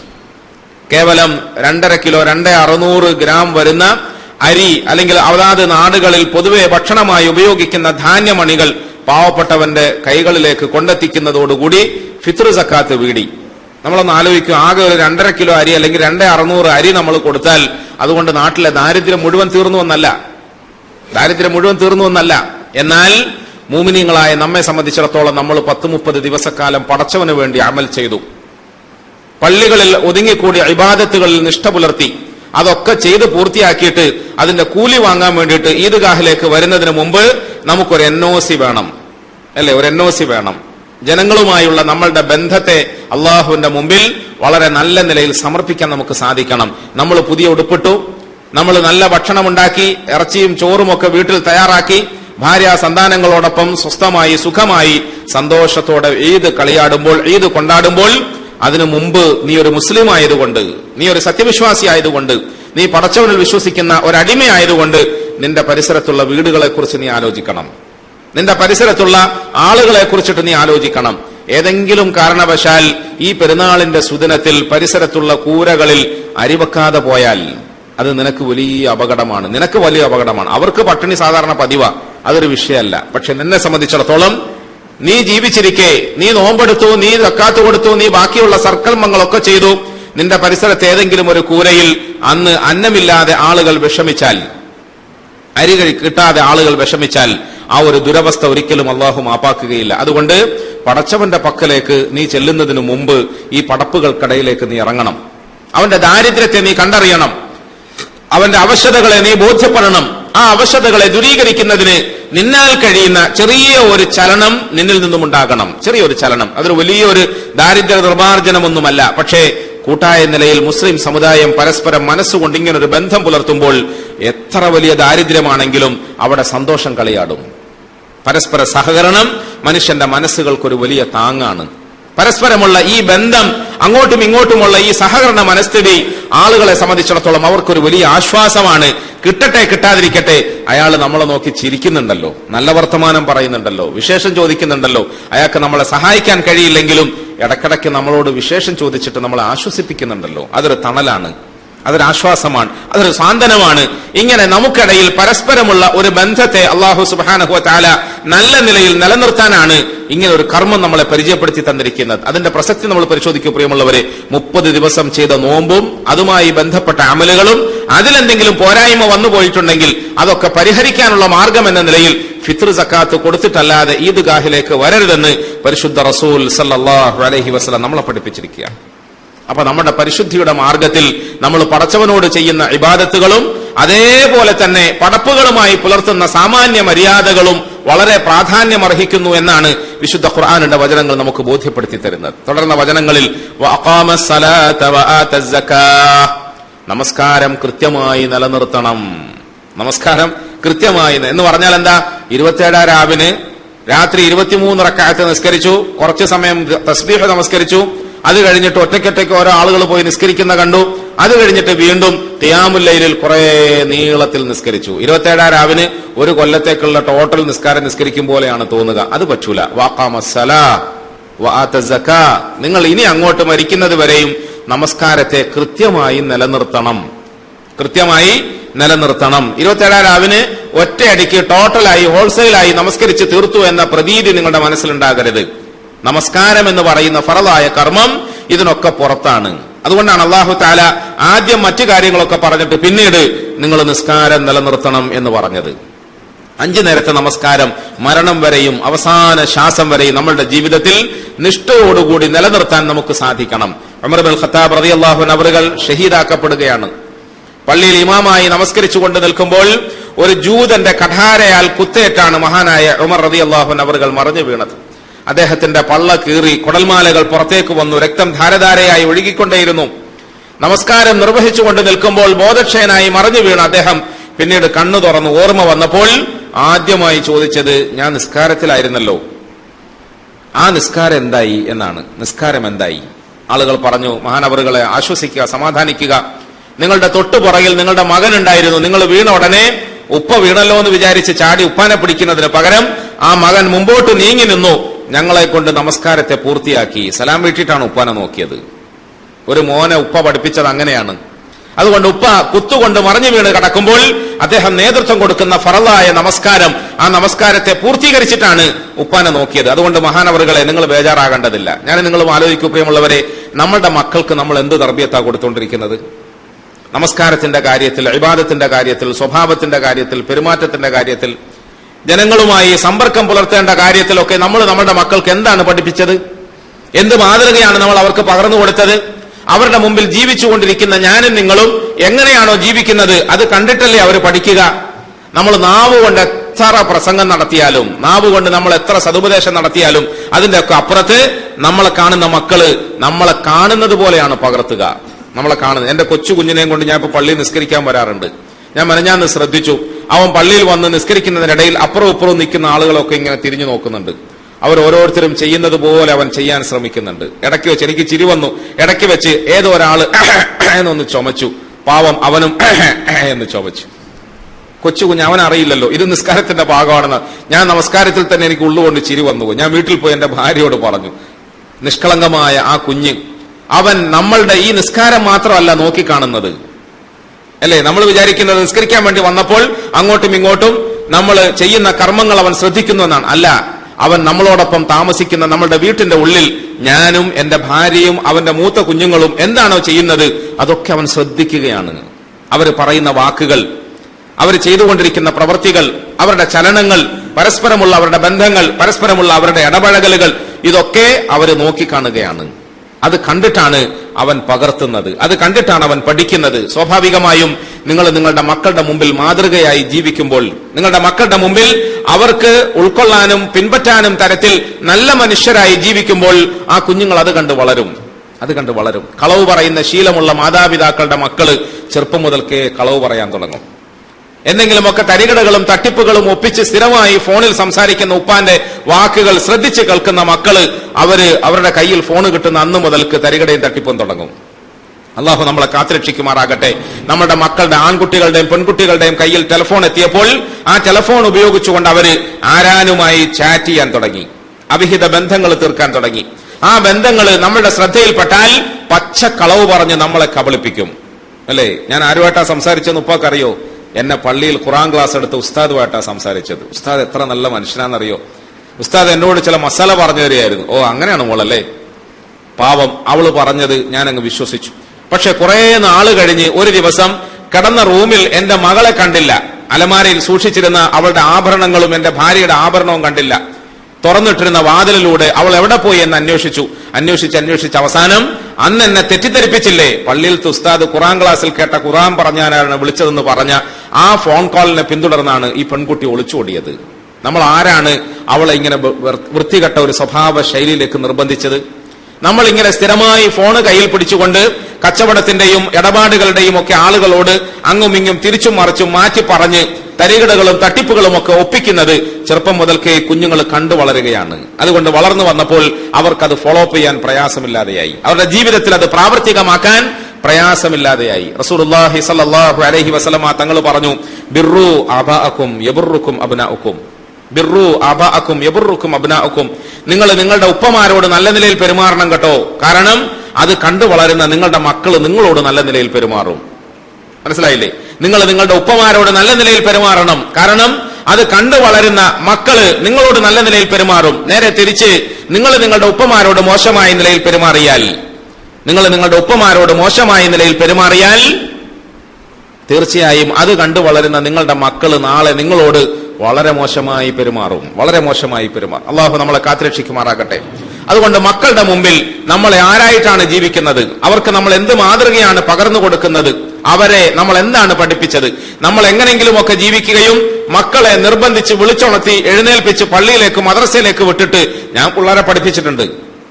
പല ആളുകളും എന്നോട് വന്ന് പറയാറുണ്ട്, കുരുത്തം കെട്ടുപോയ മക്കളെ കുറിച്ചിട്ട് വ്യസനം പറയുമ്പോൾ ഞാൻ അവനെ 7ാം ക്ലാസ് മദ്രസ വരെ പഠിപ്പിച്ചു. ദീനിയായ നല്ല ബന്ധമുണ്ട്, നല്ല ദീനിയായിട്ട് ഞാൻ അവനെ വളർത്തി.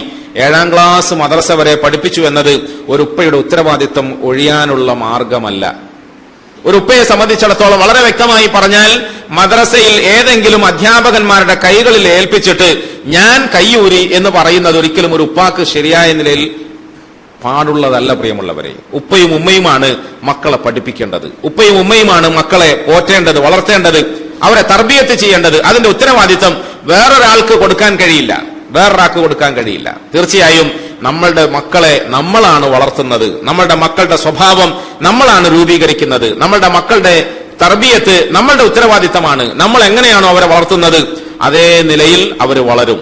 ഇന്നലെ തറാവിയ നമസ്കാരത്തിൽ ഓതിക്കേട്ട വിശുദ്ധ വാക്യങ്ങളിൽ ഇടയ്ക്കിടെ അല്ലാഹു തആല ഈ വിഷയം പറഞ്ഞിരുന്നു. യാ അയ്യുഹല്ലദീന ആമനൂ ഇന്ന മിൻ അസ്വാജികും വഔലാദികും അദുവ്വൻ ലക്കും ഫഹ്ദറൂഹും വഇൻ തഅഫൂ വതസ്ഫഹൂ വതഗ്ഫിറൂ ഫഇന്നല്ലാഹ ഗഫൂറുർ റഹീം ഇന്നമാ അംവാലുകും വഔലാദുകും ഫിത്നഹ വല്ലാഹു ഇൻദഹു അജ്റുൻ അദീം.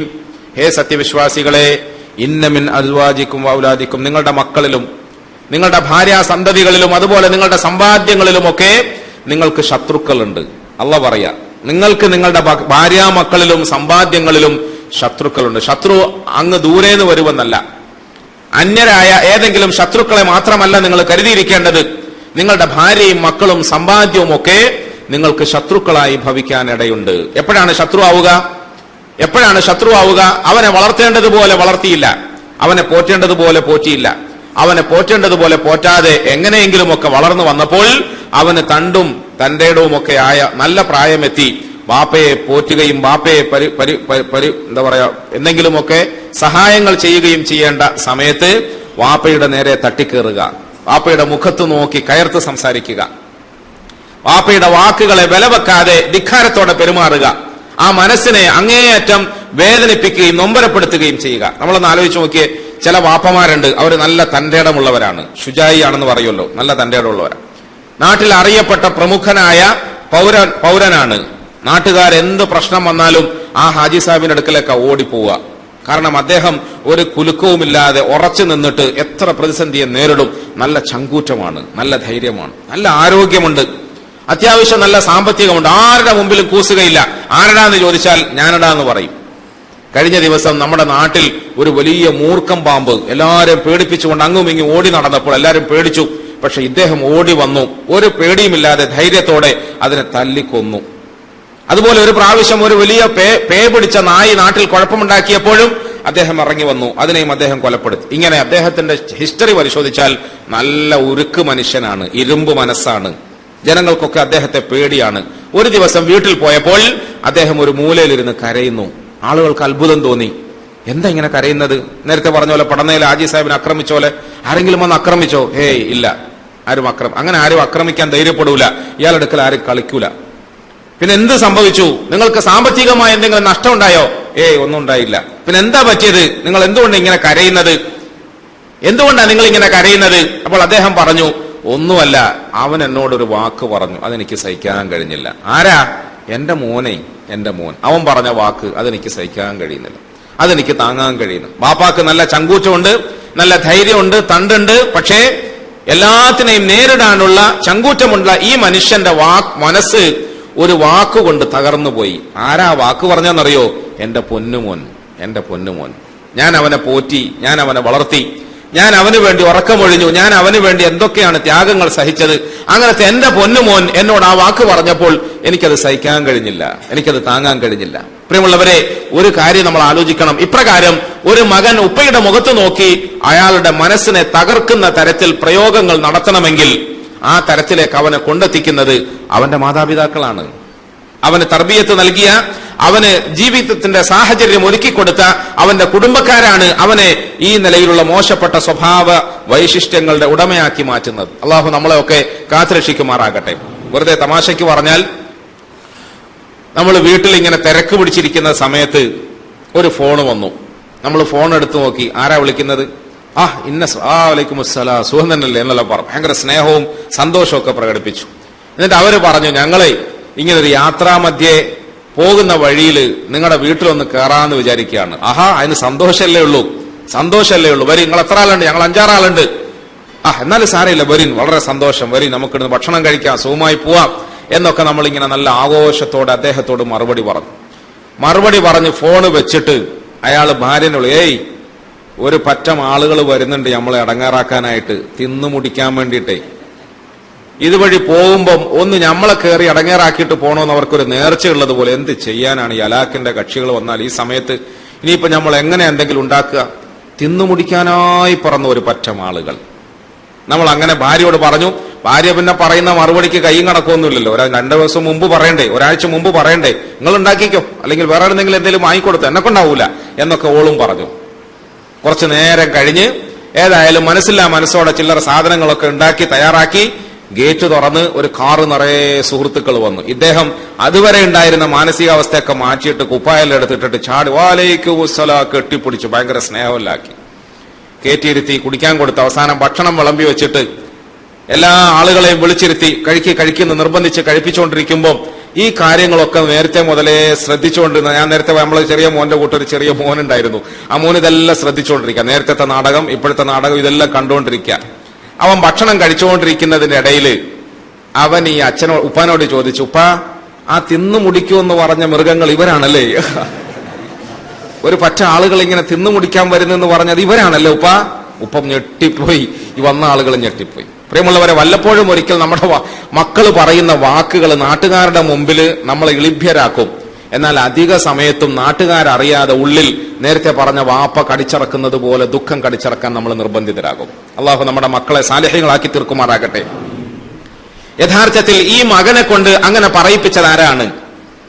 ഈ മകന്റെ പെരുമാറ്റത്തിലോ സംസാരത്തിലോ അങ്ങനെ ഒരു അബദ്ധം സംഭവിക്കാൻ ഇടയാക്കിയത് ആരാണ്? അതുകൊണ്ട് ഞാൻ നിങ്ങളും ആലോചിക്കുക. ഖുർആൻ പറയുന്നത് പോലെ നിങ്ങൾ ജീവിക്കുമ്പോൾ നിങ്ങളുടെ ശരീരത്തെ നരകത്തിൽ നിന്ന് രക്ഷപ്പെടുത്താൻ ഉതകുന്ന നിലയിലുള്ള സൽക്കർമ്മങ്ങളിൽ ഉറപ്പിച്ചു നിർത്തണം. സാധ്യതയുള്ള എല്ലാ ദുഷ്കർമ്മങ്ങളുടെ വാതിലുകളെയും നിങ്ങൾ കൊട്ടിയടയ്ക്കണം. നിങ്ങൾ നരകത്തിന്റെ ഭാഗത്തേക്ക് സഞ്ചരിക്കരുത്. നിങ്ങൾ മാത്രം പോരാ, നിങ്ങൾ 27 രാവിന് പള്ളിയിൽ പോയി ഭാര്യയും മക്കളും വീട്ടിലിരുന്ന് സീരിയൽ കണ്ടു, അല്ലെങ്കിൽ നിങ്ങൾ 27 രാവിന് പള്ളിയിൽ പോയി ഭാര്യയും മക്കളും സുഖമായി കടന്നുറങ്ങി. അതുപോരാ, നിങ്ങൾ പരിശുദ്ധനായ പടച്ചവന്റെ മാർഗത്തിൽ ചെലവഴിച്ചുകൊണ്ടിരിക്കുന്ന നിമിഷങ്ങളെ പോലെ, അല്ലെങ്കിൽ ചെലവഴിച്ചുകൊണ്ടിരിക്കുന്ന സമയങ്ങളെ പോലെ, അധ്വാനത്തെ പോലെ നിങ്ങളുടെ ഭാര്യ മക്കളെ കൊണ്ട് നിങ്ങൾക്ക് അധ്വാനിപ്പിക്കാൻ കഴിയണം. നിങ്ങളുടെ ശരീരത്തെ നരകത്തിൽ നിന്ന് കാത്തു സൂക്ഷിക്കുന്നത് പോലെ നിങ്ങളുടെ കുടുംബാദികളുടെ ശരീരത്തെയും നരകത്തിൽ നിന്ന് കാത്തു സൂക്ഷിക്കണം. അങ്ങനെ നിങ്ങളുടെ മക്കളെ നല്ലവരാക്കി വളർത്താൻ, അവർക്ക് തർബിയത്ത് നൽകാൻ നിങ്ങൾ ശ്രമിച്ചാൽ നിങ്ങൾക്കൊരു അത്യാവശ്യം വരുമ്പോൾ ഈ മക്കൾ നിങ്ങളെ കൈയൊഴിയുകയില്ല. നിങ്ങളൊരു ബുദ്ധിമുട്ടിൽ കെണിഞ്ഞുപോയാൽ ഈ ഉപ്പമാർക്ക് വേണ്ടിയിട്ട് ആ മക്കള് അവരുടെ ജീവൻ കളയാൻ തയ്യാറാകും. ഈ മക്കൾ ഒരിക്കലും ഉപ്പമാരെ നിർണായകമായ ഘട്ടത്തിൽ ഒഴിഞ്ഞു പറയുകയില്ല, കൈയൊഴിയുകയില്ല. ഈ മക്കളെ തീർച്ചയായും ഈ മക്കള് അവരുടെ ഉപ്പമാരെ തീർച്ചയായും കാത്തു സംരക്ഷിക്കും, താലോലിക്കും, ആവശ്യമായ നിലയിൽ താലോലിക്കും. നമ്മൾ പറഞ്ഞു വന്നത് മഹാനായ ഉമർ ഇബ്നുൽ ഖത്താബ് റളിയല്ലാഹു അൻഹു അവറുകൾ കുത്തുകൊണ്ട് വീണ ആ നമസ്കാരത്തെ സംബന്ധിച്ചിട്ട് അതിൽ എന്തായി എന്ന് ചോദിച്ചപ്പോൾ എത്ര രസകരമായിട്ടാണ് ആളുകൾ മറുപടി പറഞ്ഞത്. മഹാനവറുകളെ, നിങ്ങൾ പഠിപ്പിച്ച, നിങ്ങൾ പോറ്റിയ, നിങ്ങൾ വളർത്തിയ നിങ്ങളുടെ മകനല്ലേ തൊട്ടുപുറയിലുണ്ടായിരുന്നത്. അതുകൊണ്ട് ആ മകൻ മറ്റെല്ലാം മറന്നുകൊണ്ട് നിങ്ങൾ നേതൃത്വം കൊടുത്ത നമസ്കാരത്തിന്റെ ബാക്കി ഭാഗം ഞങ്ങളെയും കൊണ്ട് നിസ്കരിച്ച് തീർത്തു. മോൻ ഇട്ടിട്ടെറിഞ്ഞിട്ട് പോയില്ല. ഉപ്പയില്ലാത്തത് കൊണ്ട് ഉപ്പയില്ലാത്ത വീട്ടിൽ എന്ത് കുരുത്തക്കേട് കാണിക്കാമെന്ന് വിചാരിച്ചില്ല. അങ്ങനെയാണല്ലോ സാധാരണ നമ്മളൊക്കെ ചെയ്യാറുള്ളത്. ഉപ്പയില്ല, അതുകൊണ്ട് ഇന്ന് നമുക്ക് അടിച്ചു പൊളിക്കാം. ഉപ്പ ഗൾഫിൽ പോയാൽ മക്കൾക്ക് നാട്ടിൽ എന്ത് തോന്നിയവാസവും കാണിക്കാം. നോക്കാൻ ആളില്ല, പറയാൻ ആളില്ല. എന്നാൽ നല്ല നിലയിൽ തർബിയത്ത് ചെയ്ത് വളർത്തിക്കൊണ്ടുവന്ന മകൻ അങ്ങനെയല്ല ചിന്തിച്ചത്. ബാപ്പ കുത്തുകണ്ട് മറിഞ്ഞു വീണ് കിടക്കുമ്പോൾ അദ്ദേഹം നേതൃത്വം കൊടുത്ത ഫർദ് നമസ്കാരത്തിന്റെ ബാക്കി ഭാഗം പൂർത്തീകരിക്കേണ്ടത് എന്റെ ബാധ്യതയാണ്. അത് പൂർത്തിയാക്കി സലാം വീട്ടി വാപ്പയുടെ ശിരസ്സെടുത്ത് മടിയിൽ വെച്ചു അദ്ദേഹത്തെ ശുശ്രൂഷിക്കാൻ തയ്യാറായി. പിന്നീട് ഇടയ്ക്കിടെ ബോധം പോവുകയും ബോധം വരികയും ചെയ്തപ്പോൾ മഹാനായ ഉമർ റളിയല്ലാഹു അൻഹു അവറുകൾ ഒന്ന് എന്നെ ഒതുവെടുപ്പിക്കുക, ഞാൻ നമസ്കരിക്കട്ടെ എന്ന് പറയുമ്പോൾ, എന്നെ ഒന്ന് ഒതുവെടുപ്പിക്ക്, ഞാൻ നമസ്കരിക്കട്ടെ. കാരണം റസൂൽ സല്ലല്ലാഹു അലൈഹി വസല്ലമ തങ്ങൾ പറയുന്നത് ഞാൻ കേട്ടിട്ടുണ്ട്, ഏതെങ്കിലും ഒരു മനുഷ്യൻ നമസ്കാരം ഉപേക്ഷിച്ചവനായി അള്ളാഹുവിനെ കണ്ടുമുട്ടിയാൽ അവൻ കാഫിറായ അവസ്ഥയിൽ അള്ളാഹുവിന്റെ സന്നിധിയിൽ എത്തിയവനെ പോലെയാകുന്നതാണ്. നമസ്കാരം ഉപേക്ഷിച്ചവനായി അള്ളാഹുവിനെ കണ്ടുമുട്ടാൻ ഞാൻ ഇഷ്ടപ്പെടുന്നില്ല. അതുകൊണ്ട് ഒന്ന് എന്നെ ഒതുവെടുപ്പിക്കാമോ, ഞാനൊന്ന് നിസ്കരിക്കട്ടെ. പ്രിയമുള്ളവരെ, പരിശുദ്ധ ഖുർആനിൽ നമ്മൾ ഓതിവെച്ച വചനത്തിൽ അള്ളാഹു സുബ്ഹാനഹു വ തആല വളരെ വ്യക്തമായി നമ്മളെ പഠിപ്പിക്കുന്നത് ആവേശത്തിന്റെ പേരിൽ 27 രാവ് പോലെയുള്ള രാവുകളിലോ മറ്റോ എന്തെങ്കിലും ഇബാദത്തുകൾ ചെയ്യുകയും പിന്നീട് ഇത്തരം അമലുകളിൽ നിന്നും വിട്ടുനിൽക്കുകയുമല്ല, മറിച്ച് നമസ്കാരത്തെ നമ്മൾ കൃത്യമായ നിലയിൽ നിർവഹിക്കുക, നിലനിർത്തുക, അതിൽ നിഷ്ഠ പുലർത്തുക, മരണം വരെയും, മരണത്തിന്റെ അവസാന നിമിഷം വരെയും. ഉമർ ഇബ്നുൽ ഖത്താബ് റളിയല്ലാഹു അൻഹു അവറുകളെ പോലെ അദ്ദേഹത്തിന്റെ മാതൃക പിന്തുടർന്നുകൊണ്ട് അവസാന ശ്വാസം ബാക്കിയുള്ള സമയം വരെയും നമസ്കാരത്തിൽ നമുക്ക് കൃത്യതയുണ്ടാവുക, നിഷ്ഠ പുലർത്തുക. അള്ളാഹു എനിക്ക് നിങ്ങൾക്ക് തൗഫീഖ് തരുമാറാകട്ടെ. وأقام الصلاة وآتى الزكاة والموفون بأحدهم إذا عاهدوا والصابرين في البأساء والضراء وحين البأس أولئك الذين صدقوا وأولئك هم المتقون. നമസ്കാരം കൃത്യമായി നിലനിർത്തണമെന്ന് പറഞ്ഞതിന്റെ കൂട്ടത്തിൽ വഅഖാമസ്സലാത വആതസ് സക്കാ, സക്കാത്തിനെ കൃത്യമായി നിങ്ങൾ കൊടുത്തു വിടുകയും വേണം. നോമ്പ് വന്നപ്പോൾ അതിന്റെ ഒരു ആവേശത്തിന്റെ പേരിൽ ചില്ലറകൾ നമ്മൾ ആളുകൾക്കൊക്കെ സഹായമായി നൽകിയിട്ടുണ്ട്. പലപ്പോഴും നമ്മൾ സക്കാത്ത് കൃത്യമായി കണക്ക് കൂട്ടി കൊടുക്കൽ കുറവുമാണ്. എന്നാൽ അങ്ങനെയല്ല. സക്കാത്ത് എന്ന് പറഞ്ഞാൽ അള്ളാഹു നിശ്ചയിച്ചിരിക്കുന്ന നമ്മളുടെ സമ്പത്തിന്റെ ഒരു കൃത്യമായ കണക്കാണ്. ആ സമ്പത്തിന്റെ വിനിമയ രംഗത്ത് പടച്ചവൻ പഠിപ്പിച്ചിരിക്കുന്ന ഒരു കണിശമായ നിയമമാണ്. ആ നിയമത്തെ സൂക്ഷിക്കുകയും പാലിക്കുകയും ചെയ്യേണ്ടത് ഓരോ മുസൽമാന്റെ മേലും ബാധ്യതയാണ്. സക്കാത്ത് എന്ന് പറഞ്ഞാൽ അവന്റെ സമ്പാദ്യത്തെ കണക്ക് നോക്കി അതിന്റെ 2.5% കണ്ട് സാധുക്കൾക്ക് എത്തിക്കുക എന്ന് പറയുന്നത് അതിന്റെ ഒരു ഭാഗമാണ്. മറുഭാഗത്ത് സക്കാത്ത് എന്ന് പറഞ്ഞാൽ ധനത്തിന്റെ ഭാഗം അല്ലെങ്കിൽ ധനത്തിന്റെ പേരിൽ പരിശുദ്ധി പ്രാപിക്കാൻ ഉതകുന്ന മാർഗത്തെ സ്വീകരിക്കുക എന്നർത്ഥമാണ്. എന്ന് പറഞ്ഞാൽ അശുദ്ധമായ ധനത്തിന്റെ അംശമൊന്നും നമ്മളുടെ സമ്പാദ്യത്തോടൊപ്പം ചേർക്കാൻ നമ്മൾ മനസ്സ് കാണിക്കരുത്. നമ്മുടെ സമ്പാദ്യം തികച്ചും ഹലാലായിരിക്കണം. നമ്മുടെ വരുമാനം ഹലാലായിരിക്കണം. നമ്മളുടെ വരുമാനം ഹലാലാകുന്നതിൽ നമ്മൾ നിഷ്കർഷത പുലർത്തുന്നത് പോലെ തന്നെ അതിന്റെ വിനിമയ രംഗത്ത് അത് ചെലവഴിക്കുന്ന കാര്യത്തിലും നമുക്ക് കർക്കശത ഉണ്ടാകണം. പണം എവിടുന്ന് വരുന്നു, അത് എവിടെ ചെലവഴിക്കുന്നു എന്ന് നാളെ പരലോകത്ത് പടച്ചവന്റെ സന്നിധിയിൽ ചോദ്യം ചെയ്യപ്പെടുന്നതാണ്. നമ്മൾ സാധാരണഗതിയിൽ നാട്ടിൽ നമുക്ക് പേടിക്കാനുള്ള കുറെ ആളുകളുണ്ട്. ഇൻകം ടാക്സുകാരുണ്ട്, സെൻട്രൽ എക്സൈസുകാരുണ്ട്, സെയിൽ ടാക്സുകാരുണ്ട്, ഇങ്ങനത്തെ കുറെ ആളുകൾ. അവരെയൊക്കെ ബോധിപ്പിക്കുന്നതിന് വേണ്ടി അവര് തന്നിരിക്കുന്ന നിയമത്തിന്റെ അടിസ്ഥാനത്തിൽ നമ്മൾ കണക്കുകൾ തയ്യാറാക്കാറുണ്ട്. ആ കണക്കുകൾ തയ്യാറാക്കി സമർപ്പിക്കുന്നതിന് വേണ്ടി ഉത്തരവാദപ്പെട്ട ചില ആളുകളെ നമ്മൾ ചുമതലപ്പെടുത്താറുണ്ട്. എന്നാൽ രാജാതിരാജനായ അള്ളാഹുവിന്റെ സന്നിധിയിൽ ബോധിപ്പിക്കുകയാണ് വാസ്തവത്തിൽ മുസ്ലിമീങ്ങൾ ഈ രംഗത്ത് ചെയ്യേണ്ടത്. അവനെ സംബന്ധിച്ചിടത്തോളം അവന് ഏതെങ്കിലും നിലയിൽ അങ്ങും ഇങ്ങും തരികട കളിക്കാൻ മനുഷ്യരെ അനുവദിക്കുകയില്ല. എല്ലാം അറിയുന്നവനായ അള്ളാഹുവിന്റെ മുമ്പിൽ നമ്മളുടെ സമ്പത്തിന്റെ വരുമാന സ്രോതസ്സുകളും അതിന്റെ വിനിമയ മേഖലകളുമൊക്കെ കൃത്യമായ നിലയിൽ സമർപ്പിക്കേണ്ടത് നമ്മുടെ ഉത്തരവാദിത്തമാണ്, ബാധ്യതയാണ്. ഇത് അള്ളാഹുവിന്റെ മുമ്പിൽ സമർപ്പിക്കുന്നതാണെന്ന തിരിച്ചറിവ് നമുക്കുണ്ടായാൽ ഇനി അങ്ങോട്ട് റമദാനിന് ശേഷം മരണം വരെയും നമ്മുടെ സമ്പാദ്യത്തിൽ നമുക്ക് സൂക്ഷ്മതയുണ്ടാകും.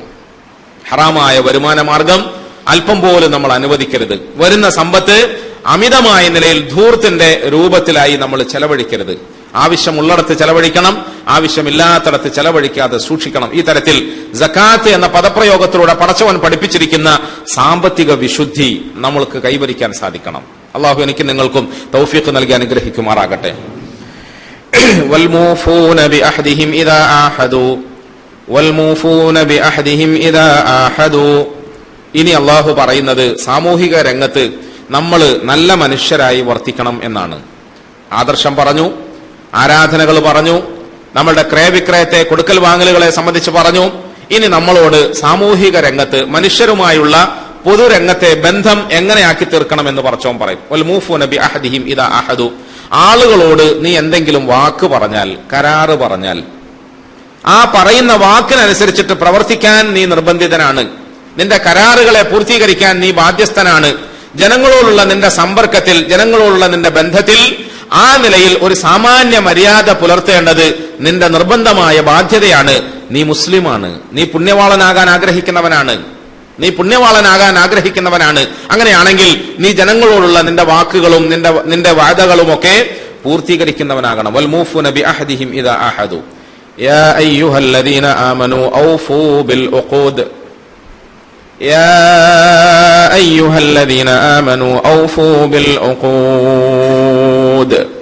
വളരെ വ്യക്തമായി ഖുർആൻ ഒരധ്യായത്തിന്റെ തുടക്കത്തിൽ പറയുന്ന വചനം, ഹേ സത്യവിശ്വാസികളെ, നിങ്ങൾ ആരോടെങ്കിലും എന്തെങ്കിലുമൊക്കെ വാക്കുകളോ ഇടപാടുകളോ ഒക്കെ നടത്തിയിട്ടുണ്ടെങ്കിൽ അതൊക്കെ കൃത്യമായ നിലയിൽ പാലിക്കണം. അതിൽ ഒരു കാരണവശാലും നിങ്ങൾ അങ്ങോട്ടും ഇങ്ങോട്ടും തരികിടകൾ കാണിക്കരുത്. അല്ലെങ്കിൽ ഏതെങ്കിലും തരത്തിൽ നിങ്ങൾ വാക്കുലംഘനം സംഭവിപ്പിക്കരുത്. അത് പടച്ചവന്റെ അടുക്കൽ വലിയ പാപമാണ്. വലാ തകൂനൂ കല്ലതീന ഖദത് അസ്ലുഹാ. ഖുർആൻ ഒരുപാടിടങ്ങളിൽ വളരെ വ്യക്തമായി നമ്മളെ ബോധ്യപ്പെടുത്തുന്ന ഒരു സംഗതിയാണ്. നിങ്ങൾ നിങ്ങളുടെ സുഹൃത്തുക്കളോട്, സഹോദരങ്ങളോട്, ബന്ധുക്കളോട്, പരിചയക്കാരോട് ഏതെങ്കിലും നിലയിൽ ഒരു വാക്ക് പറഞ്ഞാൽ ആ വാക്കിന്റെ വിലയും നിലയും നിങ്ങൾ പുലർത്തണം, അതിനെ പൂർത്തീകരിക്കണം. കാരണം സാമൂഹിക രംഗത്ത് നിന്റെ വ്യക്തിത്വത്തിന് അത് നിർബന്ധമായ ഒരു സംഗതിയാണ്. നമ്മുടെ പേഴ്സണാലിറ്റി എന്ന് പറഞ്ഞാൽ നമ്മൾ വിചാരിക്കുന്നത് പോലെ പൗഡർ ഇട്ട മുഖം, എന്നും നമ്മൾ വടിച്ച് വൃത്തിയാക്കി ഷേവ് ചെയ്ത മുഖം, കാണാൻ കൊള്ളാവുന്ന കതറ് വേഷം, ജനങ്ങൾ അടുകിലേക്ക് വരുമ്പോൾ അവർക്ക് ആസ്വദിക്കാൻ കഴിയുന്ന നല്ല പെർഫ്യൂമിന്റെ സുഗന്ധം, ഇതൊന്നുമല്ല മനുഷ്യന്റെ പേഴ്സണാലിറ്റി എന്ന് പറയുന്നത്. അത് പേഴ്സണാലിറ്റിയിൽ ഒരു ചെറിയ അംശം മാത്രമാണ്. മറിച്ച് ആളുകളുടെ മനസ്സിൽ നിന്നെ സംബന്ധിച്ചിട്ടൊരു നല്ല ഇമേജ് ഉണ്ടാകണം. അയാൾ തരക്കേടില്ല, വിശ്വസിക്കാൻ കൊള്ളാവുന്ന ആളാണ്, പറഞ്ഞ വാക്കിന് വിലയുള്ള ആളാണ്, അതുകൊണ്ട് അയാളുമായി ഇടപാട് നടത്തിയാൽ തരക്കേടില്ല എന്നൊരു ധാരണ ഉണ്ടാകണം. ഇന്ന് പൊതുസമൂഹത്തിൽ ആ ഒരു ധാരണ ഇല്ല, നഷ്ടപ്പെട്ടു. റസൂലുള്ളാഹി സ്വല്ലല്ലാഹു അലൈഹി വസല്ലമ തങ്ങൾ പറഞ്ഞു, ഖിയാമത്ത് നാൾ അടുക്കുമ്പോൾ അമാനത്ത് എന്ന് പറയുന്നത് ഉയർത്തപ്പെട്ടു പോകും, വിശ്വാസ്യത നഷ്ടപ്പെടും. ആരെ വിശ്വസിക്കുക? ആരെയും വിശ്വസിക്കാൻ കഴിയില്ല, ആരെയും വിശ്വസിക്കാൻ കഴിയില്ല. അങ്ങനെ വിശ്വസിക്കാൻ കഴിയാത്ത ഒരു കാലം വരും.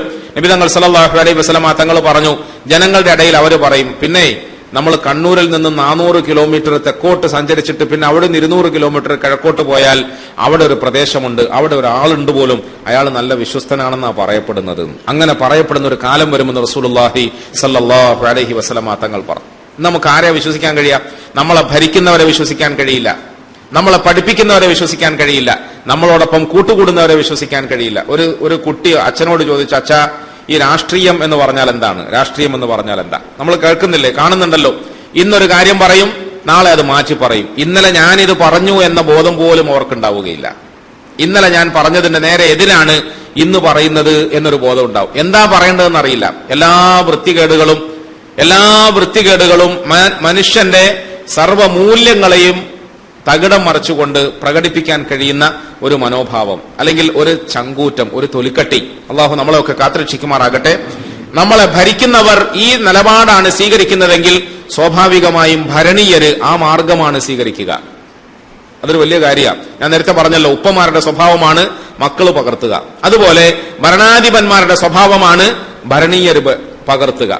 അലി റളിയല്ലാഹു അൻഹു അവരുടെ ഭരണകാലമായപ്പോൾ അലി റളിയല്ലാഹു അൻഹു അവറുകളോട് ചില ആളുകൾ ചോദിച്ചു, നിങ്ങളുടെ കാലം എത്തിയപ്പോഴേക്ക് കുറെ കുഴപ്പവും കുലുമാലും ഒക്കെ ആയിപ്പോയല്ലോ, നിങ്ങൾ ഞങ്ങളുടെ നേതാവായപ്പോൾ കുറെ കുഴപ്പവും കുലുമാലും പ്രശ്നങ്ങളും ഒക്കെ ആയിപ്പോയല്ലോ.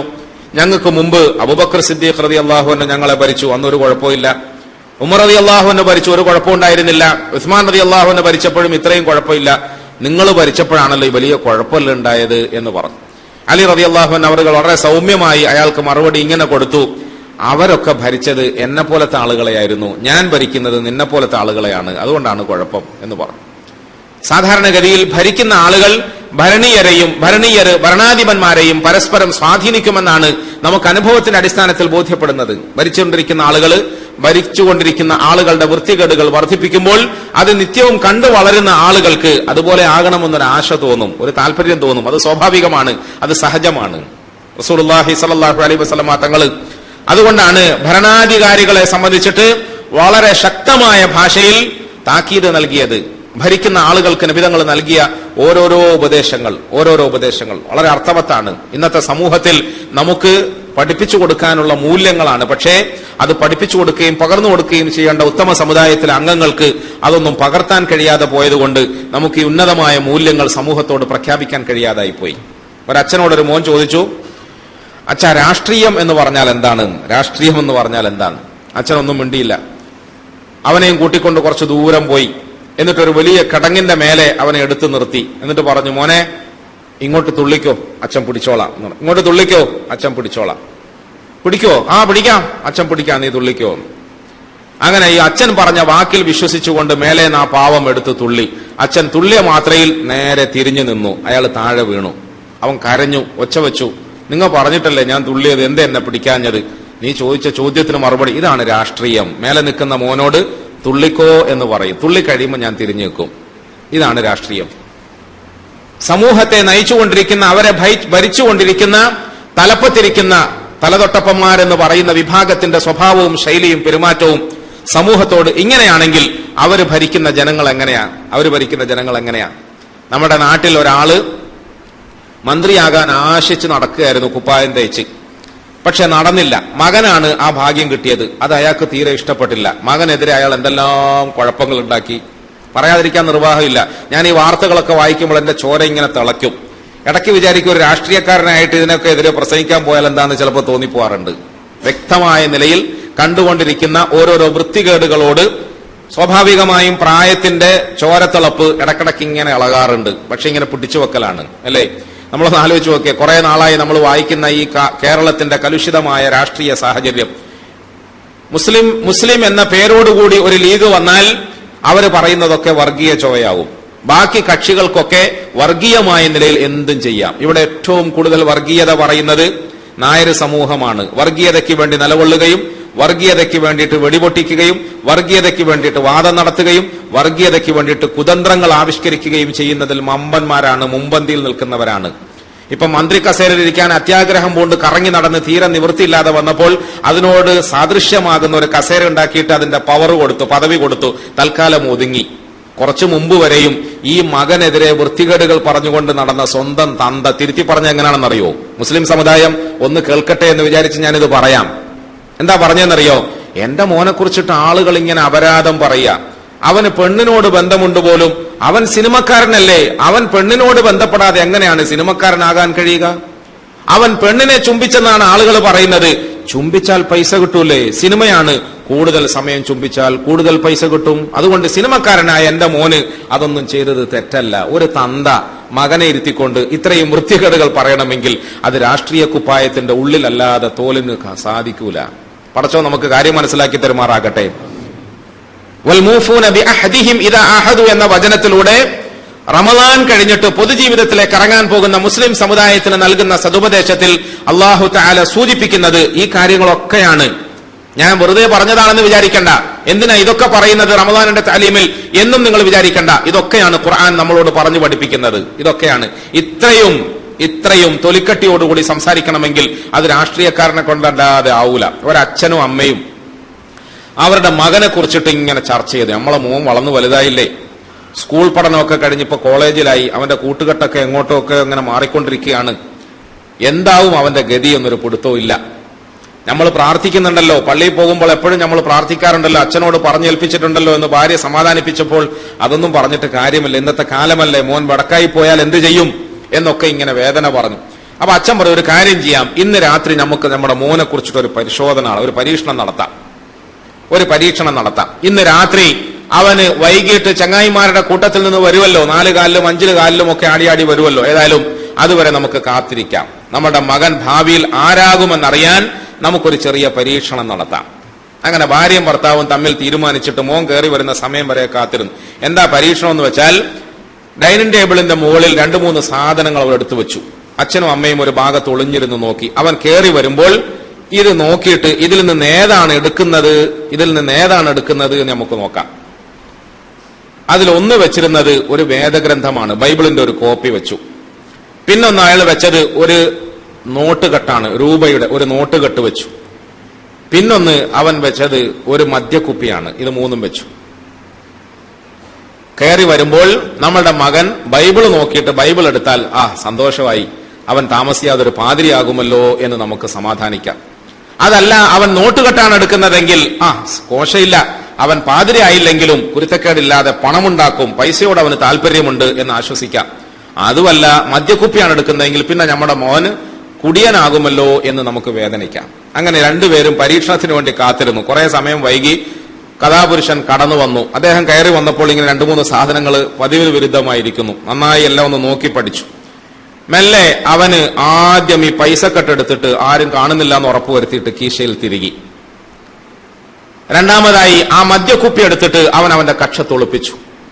മൂന്നാമതായി ഈ ബൈബിൾ ഉണ്ടല്ലോ, ആ ബൈബിൾ എടുത്തിട്ട് അവൻ ഇങ്ങനെ നെഞ്ചോട് ചേർത്ത് പിടിച്ചുകൊണ്ട് തന്റെ റൂമിലേക്ക് കയറിപ്പോയി. അച്ഛനും അമ്മയും മേലോട്ട് നോക്കി വായു പൊളിച്ചു.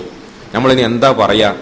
ബൈബിൾ മാത്രം എടുത്തെങ്കിൽ അവൻ പാതിരിയാകുമായിരുന്നു, മദ്യക്കുപ്പി മാത്രം എടുത്തെങ്കിൽ കുടിയനാകുമായിരുന്നു, പണക്കിഴി മാത്രമാണ് എടുത്തതെങ്കിൽ അവൻ പൈസക്കാരനാകുമായിരുന്നു. ഇത് 3 എടുത്ത സ്ഥിതിക്ക് ഇവനിപ്പോ ഇനി ആരാ ആവുക?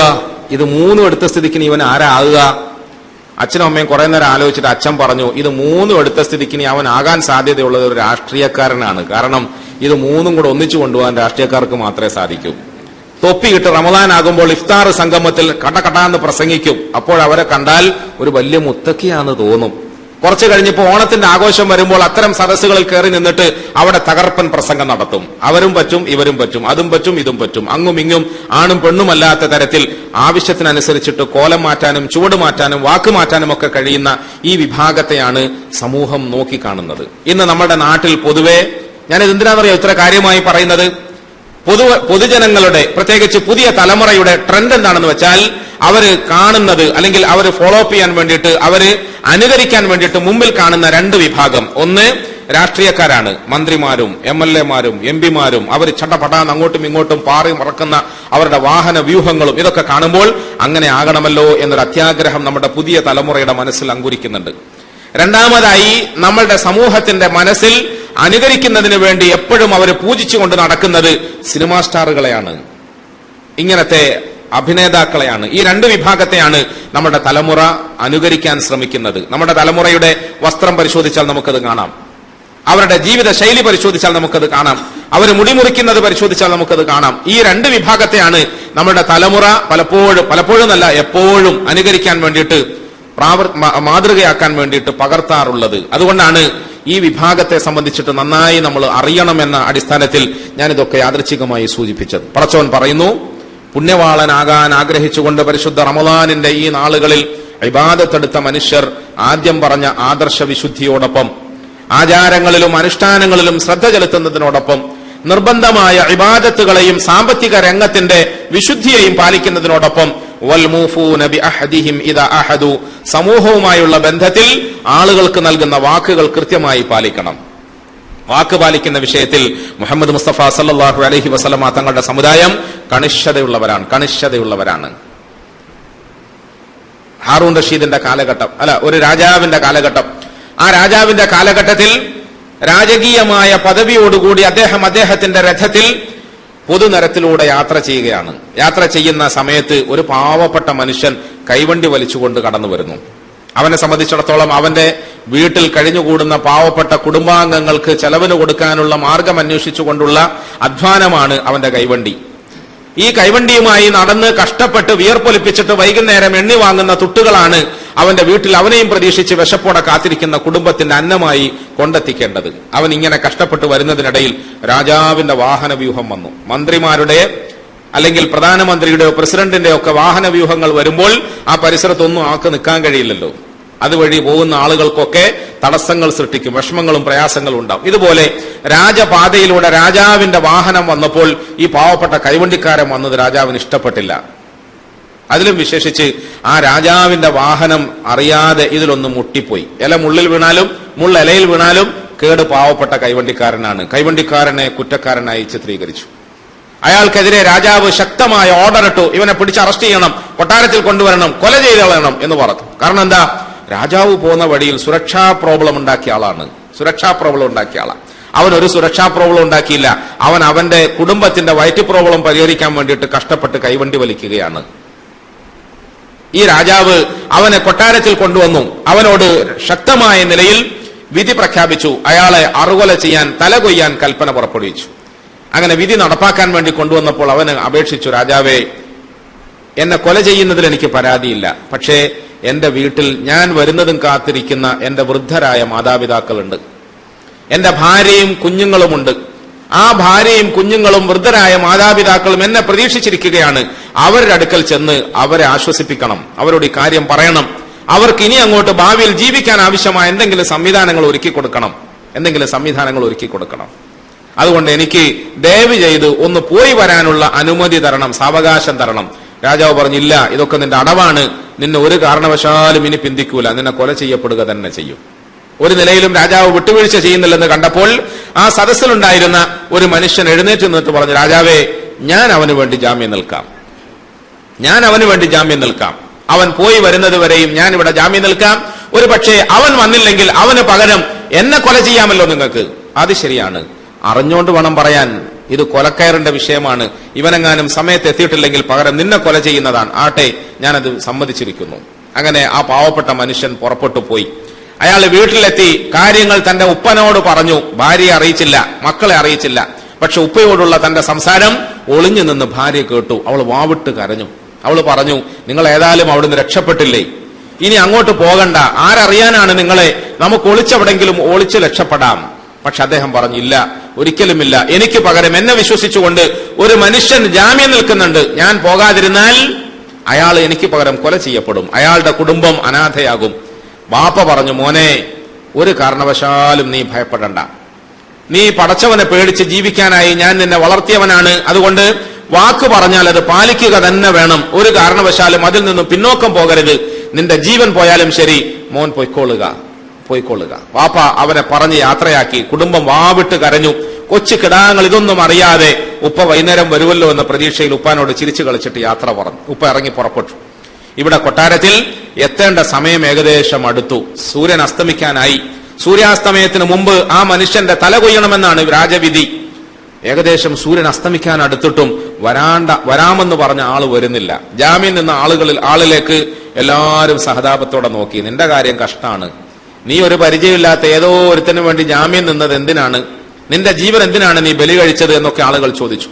രാജാവ് സമയമായപ്പോൾ ഈ കൊല ചെയ്യുന്ന ആ കാഴ്ച കാണാൻ വേണ്ടി റെഡിയായി വന്നു. ആളെത്തിയില്ലേ? ഇല്ല. പകരക്കാരൻ എവിടെ? അവനെ ഇങ്ങോട്ട് നീക്കി നിർത്ത്, അവനെ കൊല ചെയ്യട്ടെ. അങ്ങനെ കാത്ത ആളുകളൊക്കെ ആകാംക്ഷ ഭരിതരായി നിൽക്കുമ്പോൾ അങ്ങകലെ നിന്നും ഒരു നിഴല് കാണുന്നു.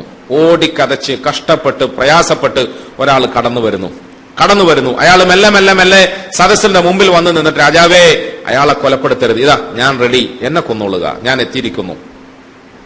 രാജാവ് ചോദിച്ചു, നീ ഇത്ര ക്ഷീണിതനായി വിഷമിച്ച് പ്രയാസപ്പെട്ട് ഈ നേരത്തെ ഇങ്ങോട്ട് എത്തിയപ്പോൾ എനിക്ക് അത്ഭുതം തോന്നുന്നു, നിനക്ക് അങ്ങനെ രക്ഷപ്പെട്ടാ പോരായിരുന്നോ, നിനക്ക് അങ്ങനെ ഊരിയാ പോരായിരുന്നോ?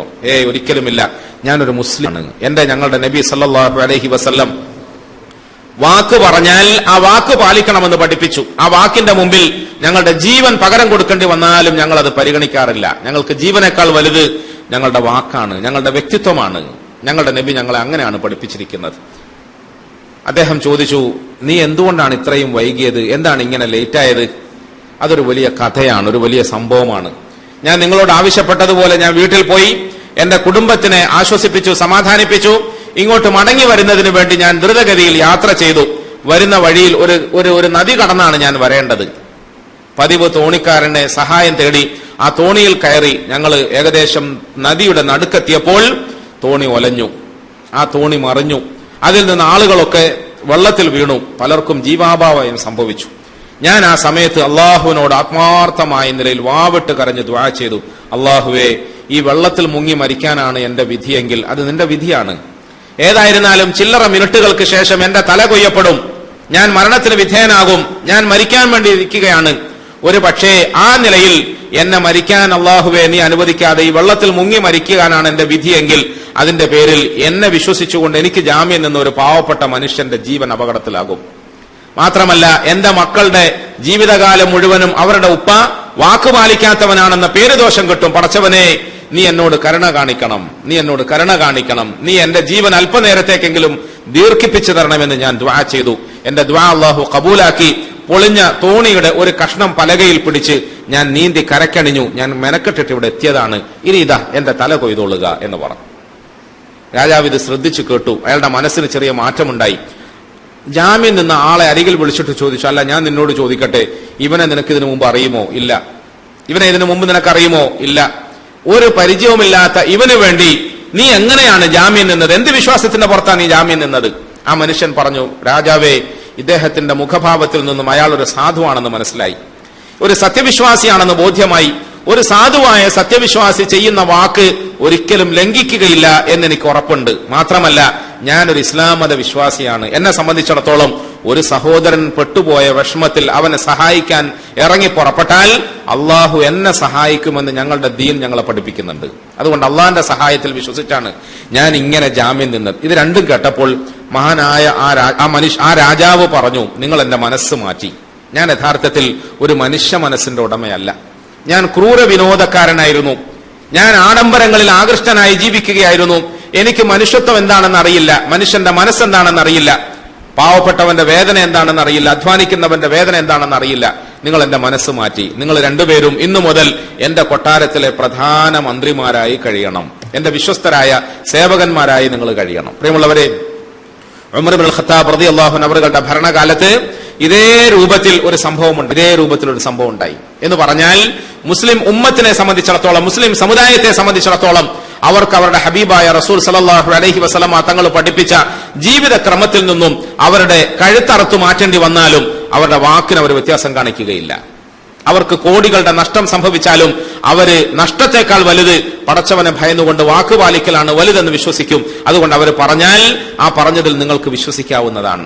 റമദാനിന് ശേഷം പൊതുസമൂഹത്തിലേക്ക് ജീവിക്കാൻ വേണ്ടി ഇറങ്ങിച്ചെല്ലുമ്പോൾ, ഇടപാട് നടത്താൻ വേണ്ടിയിട്ട് ഇറങ്ങിച്ചെല്ലുമ്പോൾ, ആളുകളുമായി സമ്പർക്കം പുലർത്തിക്കൊണ്ട് അവരെ സമീപിക്കുമ്പോൾ മുസ്ലിം ഉമ്മത്ത് അവർക്ക് നൽകപ്പെട്ടിരിക്കുന്ന ഈ സദുപദേശത്തെ ജീവിതത്തിൽ പ്രാവർത്തികമാക്കണം. വൽമൂഫൂന ബിഅഹദിഹിം ഇദാ അഹദു, വൽമൂഫൂന ബിഅഹദിഹിം ഇദാ അഹദു. അതുകൊണ്ട് നമ്മുടെ ആദർശം നന്നാക്കി, വിശ്വാസം നന്നാക്കി, അമാലുകൾ നന്നാക്കി, നമ്മുടെ പ്രവർത്തന പെരുമാറ്റങ്ങളൊക്കെ നന്നാക്കി, സാമ്പത്തിക രംഗം ശുദ്ധമാക്കി, സാമൂഹിക രംഗത്ത് നമ്മൾ ഇടപെടുന്ന മേഖലകളിലൊക്കെ നമ്മൾ ശുദ്ധന്മാരാണെന്ന് ജനങ്ങളെ കൊണ്ട് സാക്ഷ്യമിപ്പിച്ചു. ആ തരത്തിൽ ജീവിക്കാൻ നിങ്ങൾക്ക് സാധിച്ചാൽ അതാണ് പുണ്യമെന്ന് പരിശുദ്ധ ഖുർആൻ പറയുന്നു. അതുകൊണ്ട് പരിശുദ്ധ റമദാൻ ഏകദേശം അവസാനിക്കാൻ അടുത്തിരിക്കുകയാണ്. ഇനി ചില്ലറ നാളുകൾ മാത്രമേ ബാക്കിയുള്ളൂ. ഈ നാളുകളിൽ അള്ളാഹുവിന്റെ മുമ്പിൽ ആത്മാർത്ഥമായി നമ്മൾ പശ്ചാത്തപിക്കണം, പൊറുക്കലിനെ തേടണം, ഇസ്തിഗ്ഫാർ ചെയ്യണം. നമ്മളിൽ വന്നുപോയ പാവ കറകളൊക്കെ കഴുകി വൃത്തിയാക്കാൻ നമ്മൾ ശ്രമിക്കണം. ഖുർആൻ നമ്മളെ പഠിപ്പിച്ചതുപോലെ ശുദ്ധമായ ഒരു വ്യക്തി ജീവിതത്തിന്, ഒരു കുടുംബ ജീവിതത്തിന്, ഒരു സാമൂഹിക ജീവിതത്തിന് നമ്മളെ കൊണ്ട് സാധിക്കണം. അതിന് പ്രാപ്തരായി പിശാചിന്റെ എല്ലാ കുതന്ത്രങ്ങളെയും അതിജീവിച്ചുകൊണ്ട് അതിനോട് പടപൊരുതിക്കൊണ്ട് ജീവിതത്തിന്റെ പച്ചയായ പരമാർത്ഥങ്ങളിലേക്ക് ഇറങ്ങിച്ചെല്ലാൻ നമുക്ക് സാധിക്കണം. അള്ളാഹു എനിക്കും നിങ്ങൾക്കും തൗഫീഖ് തരുമാറാകട്ടെ. ആ തരത്തിൽ ആഘോഷത്തിന്റെ തളം കെട്ടി നിൽക്കുന്ന പെരുന്നാൾ സുദിനത്തിൽ പടച്ചവനെ സാക്ഷി നിർത്തിക്കൊണ്ട് നമുക്കൊരു ഉന്നതമായ പ്രതിജ്ഞ എടുക്കാൻ കഴിയണം. ഇനി മേലിൽ മുഅ്മിനീങ്ങളായ ഞങ്ങളിൽ നിന്നും ഒരു ദുഷ്പ്രവൃത്തിയും ഉണ്ടാവുകയില്ല, മുഅ്മിനീങ്ങളായ ഞങ്ങളിൽ നിന്നും ഒരു ദുഷിച്ച കർമ്മങ്ങൾ ഉണ്ടാവുകയില്ല, ദുസ്വഭാവമോ ദുശ്ശീലങ്ങളോ ഉണ്ടാവുകയില്ല, ഞങ്ങളെ കുറിച്ചിട്ട് ഇനി സമൂഹത്തിൽ ഒരു പേരുദോഷവും ഉണ്ടാവുകയില്ല. അങ്ങനെ പറയാൻ നമുക്ക് സാധിക്കണം, അങ്ങനെ പ്രഖ്യാപിക്കാൻ നമുക്ക് സാധിക്കണം. അള്ളാഹു നമുക്ക് തൗഫീഖ് തരുമാറാകട്ടെ. രണ്ടാമതായി, ഞങ്ങൾ ഈദ്ഗാഹിൽ ഇതാ പരസ്പര സ്നേഹത്തോടെ മുഹബ്ബത്തോടെ കൈ ചേർത്ത് പിടിച്ച് മുസാഫഹാത്ത് ചെയ്ത് കെട്ടിപ്പിടിച്ച് മുആനഖാത്ത് ചെയ്ത് സഫിൽ തോളോട് ചേർത്ത് വെച്ചൊക്കെ നിൽക്കുന്നത് കണ്ടില്ലേ? ഇനി മുതൽക്ക് അങ്ങോട്ട് ഞങ്ങൾക്കിടയിൽ ഐക്യം മാത്രമേ ഉണ്ടാവുകയുള്ളൂ, അനൈക്യം ഉണ്ടാവുകയില്ല. സാഹോദര്യം മാത്രമേ ഉണ്ടാവുകയുള്ളൂ, പിണക്കം ഉണ്ടാവുകയില്ല. അങ്ങനെ നമുക്കിടയിൽ പരസ്പര സ്നേഹത്തെയും മുഹബ്ബത്തെയും ഊട്ടി ഉറപ്പിച്ചുകൊണ്ട് സന്തോഷത്തോടുകൂടി സാഹോദര്യ ബന്ധത്തെ സുദൃഢപ്പെടുത്തിക്കൊണ്ട് ഒരു നല്ല ജീവിതം നയിക്കാൻ നമുക്ക് സാധിക്കണം. ഒറ്റ വാക്കിൽ പറഞ്ഞാൽ പടച്ചവനോടുള്ള ബന്ധത്തിൽ നമ്മൾ നല്ലവരാകണം, പടപ്പുകളോടുള്ള ബന്ധത്തിൽ നമ്മൾ നല്ലവരാകണം. അങ്ങനെ ആയി റമദാനിന് നമ്മൾ വിട നൽകിയാൽ നാളെ പരലോകത്ത് ഇൻഷാ അല്ലാഹ് അള്ളാഹുവിന്റെ സന്നിധിയിൽ ഈ നോമ്പ് നമ്മളെ കണ്ടുമുട്ടും. അള്ളാഹു ആ സമയത്ത് നമുക്ക് വേണ്ടി സാക്ഷി നിൽക്കുന്ന ഒരാളായി നോമ്പിനെ ഹാജരാക്കും. അള്ളാഹു അക്കൂട്ടത്തിൽ നമ്മളെ പെടുത്തി തരുമാറാകട്ടെ. നേരെ മറിച്ചായാൽ ഈ റമദാൻ നമ്മളിൽ കോപിഷ്ഠനായ അവസ്ഥയിൽ പടച്ചവന്റെ സന്നിധിയിലേക്ക് മടങ്ങിപ്പോകും. നമുക്കെതിരിൽ പരലോകത്ത് അള്ളാഹുവിന്റെ മുമ്പിൽ ഇത് സാക്ഷി പറയും. അള്ളാഹു നമ്മളെ കാത്തുരക്ഷിക്കുമാറാകട്ടെ. അതുകൊണ്ട് പ്രിയമുള്ളവരെ, ഈ നാളുകളിൽ മുഴുവൻ നമ്മൾ ചെയ്ത അമലുകൾ പരിപൂർണമായി അള്ളാഹു സ്വീകരിക്കുമാറാകട്ടെ. അതിലെന്തെങ്കിലുമൊക്കെ പോരായ്മകളോ കുറവുകളോ വന്നിട്ടുണ്ടെങ്കിൽ അള്ളാഹു തആല അതൊക്കെ നമുക്ക് മാപ്പാക്കി തരുമാറാകട്ടെ. ഈ അമലുകളുടെ പേരിൽ നമ്മളുടെ ഉള്ളിലും പുറത്തും ഉണ്ടാകേണ്ട എല്ലാ സംസ്കരണത്തെയും തസ്കിയത്തിനെയും നമുക്ക് അള്ളാഹു പൂർത്തീകരിച്ച് തരുമാറാകട്ടെ. അതിനനുസൃതമായ ഒരു നല്ല മനുഷ്യനായി, നല്ല മുഅ്മിനായി, നല്ല തഖ്വയുള്ളവനായി ഇനി അങ്ങോട്ട് മരണം വരെയും ജീവിക്കാനുള്ള സൗഭാഗ്യം അള്ളാഹു നമുക്ക് നൽകി അനുഗ്രഹിക്കുമാറാകട്ടെ. ഈ റമദാനിന്റെ പ്രാരംഭത്തിൽ നമ്മളോടൊപ്പം ഉണ്ടായി, ഇന്ന് നമ്മളോടൊപ്പം ഇല്ലാത്ത എത്രയോ സഹോദരങ്ങളുണ്ട്. അതുപോലെ നമ്മളുടെ ജീവിതത്തിൽ നമ്മളോടൊത്ത് കഴിഞ്ഞുകൂടി ഇന്ന് നമ്മളോടൊപ്പം ഇല്ലാത്ത നമ്മളുടെ എത്രയോ സഹോദരങ്ങളുണ്ട്. അവർക്കൊക്കെ അള്ളാഹു തആല മഗ്ഫിറത്തും മർഹമത്തും നൽകി അനുഗ്രഹിക്കുമാറാകട്ടെ. നമ്മുടെ കൂട്ടത്തിൽ ഓടി നടന്ന് കളിച്ച് ചിരിച്ചിരുന്ന പല ആളുകളും ഇന്ന് രോഗം തളർത്തിയ മേനിയുമായി കടപ്പിലാണ്. അങ്ങനത്തെ ആളുകൾക്ക് അള്ളാഹു ശിഫ നൽകി അനുഗ്രഹിക്കുമാറാകട്ടെ.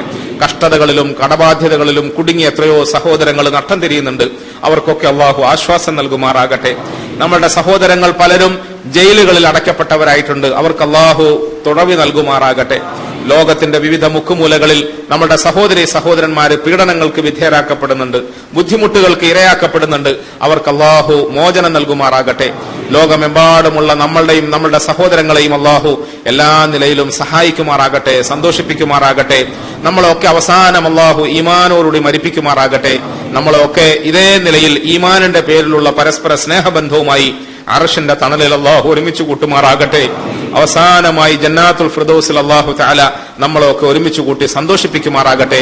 ഇനിയും ഇതുപോലെ പരിശുദ്ധ റമദാനിനെ കണ്ടുമുട്ടാൻ പാവങ്ങളായ നമുക്ക് അല്ലാഹു തൗഫീഖ് നൽകുമാറാകട്ടെ. അടുത്ത വർഷം റമദാൻ ഭൂമിയിലേക്ക് വിരുന്നു വരുമ്പോൾ നമ്മളെ അല്ലാഹു തആല ആഫിയത്തോടുകൂടി ജീവിച്ചിരിക്കാൻ അനുവദിക്കുമാറാകട്ടെ. ഇബാദത്തുകളുമായി പള്ളിയിൽ പടച്ചവന്റെ മുമ്പിൽ സജീവരാകാനുള്ള സൗഭാഗ്യം അല്ലാഹു നമുക്ക് നൽകി അനുഗ്രഹിക്കുമാറാകട്ടെ. നമുക്ക് ദീർഘായുസ്സും ആഫിയത്തും സിഹത്തും നൽകി അല്ലാഹു അനുഗ്രഹിക്കുമാറാകട്ടെ. വആഖിറു ദഅവാനാ അനിൽ ഹംദുലില്ലാഹി റബ്ബിൽ ആലമീൻ. അൽഹംദുലില്ലാഹി റബ്ബിൽ ആലമീൻ. അല്ലാഹുമ്മ സ്വല്ലി അലാ സയ്യിദിനാ മുഹമ്മദിൻ വഅലാ ആലി മുഹമ്മദിൻ വബാരിക് വസല്ലിം അലൈഹി. ربنا ظلمنا أنفسنا وإن لم تغفر لنا وترحمنا لنكونن من الخاسرين. ربنا لا تزغ قلوبنا بعد إذ هديتنا وهب لنا من لدنك رحمة إنك أنت الوهاب. ربنا لا تزغ قلوبنا بعد إذ هديتنا وهب لنا من لدنك رحمة إنك أنت الوهاب. اللهم اغفر لنا ما سلف من ذنوبنا وعصمنا فيما بقي من آجالنا فإن الخير كله بيدك وأنت بنا رؤوف رحيم. اللهم مغفرتك أوسع من ذنوبنا ورحمتك أرجى عندنا من أعمالنا فكفر عنا سيئاتنا وتوفنا مع الأبرار وتوفنا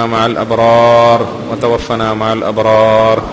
اللهم لا سهل إلا ما جعلته سهلا وأنت تجعل الحزن سهلا إذا شئت يا حي يا قيوم يا ذا الجلال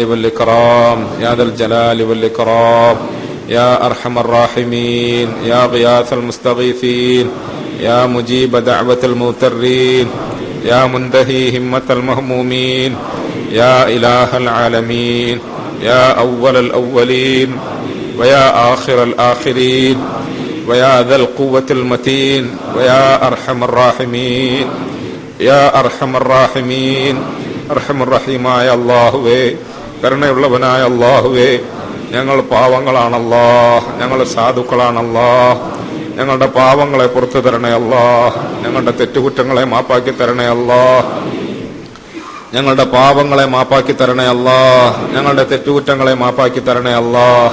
അല്ലാഹുവേ, ഞങ്ങളോട് നീ അഫൂ ചെയ്യണേ അല്ലാ. അല്ലാഹുവേ, നീ അഫൂവിനെ ഇഷ്ടപ്പെടുന്നവനാണ്. നീ തന്നെ അഫുവാണ്. അല്ലാഹുവേ, നീ ഞങ്ങളോട് അഫൂ ചെയ്യണേ അല്ലാ. അല്ലാഹുവേ, നീ ഞങ്ങളോട് കരുണ കാണിക്കണേ അല്ലാ. നിന്റെ കാരുണ്യത്തിലേക്ക് ഞങ്ങളെ നീ ചേർത്ത് വെക്കണേ അല്ലാ.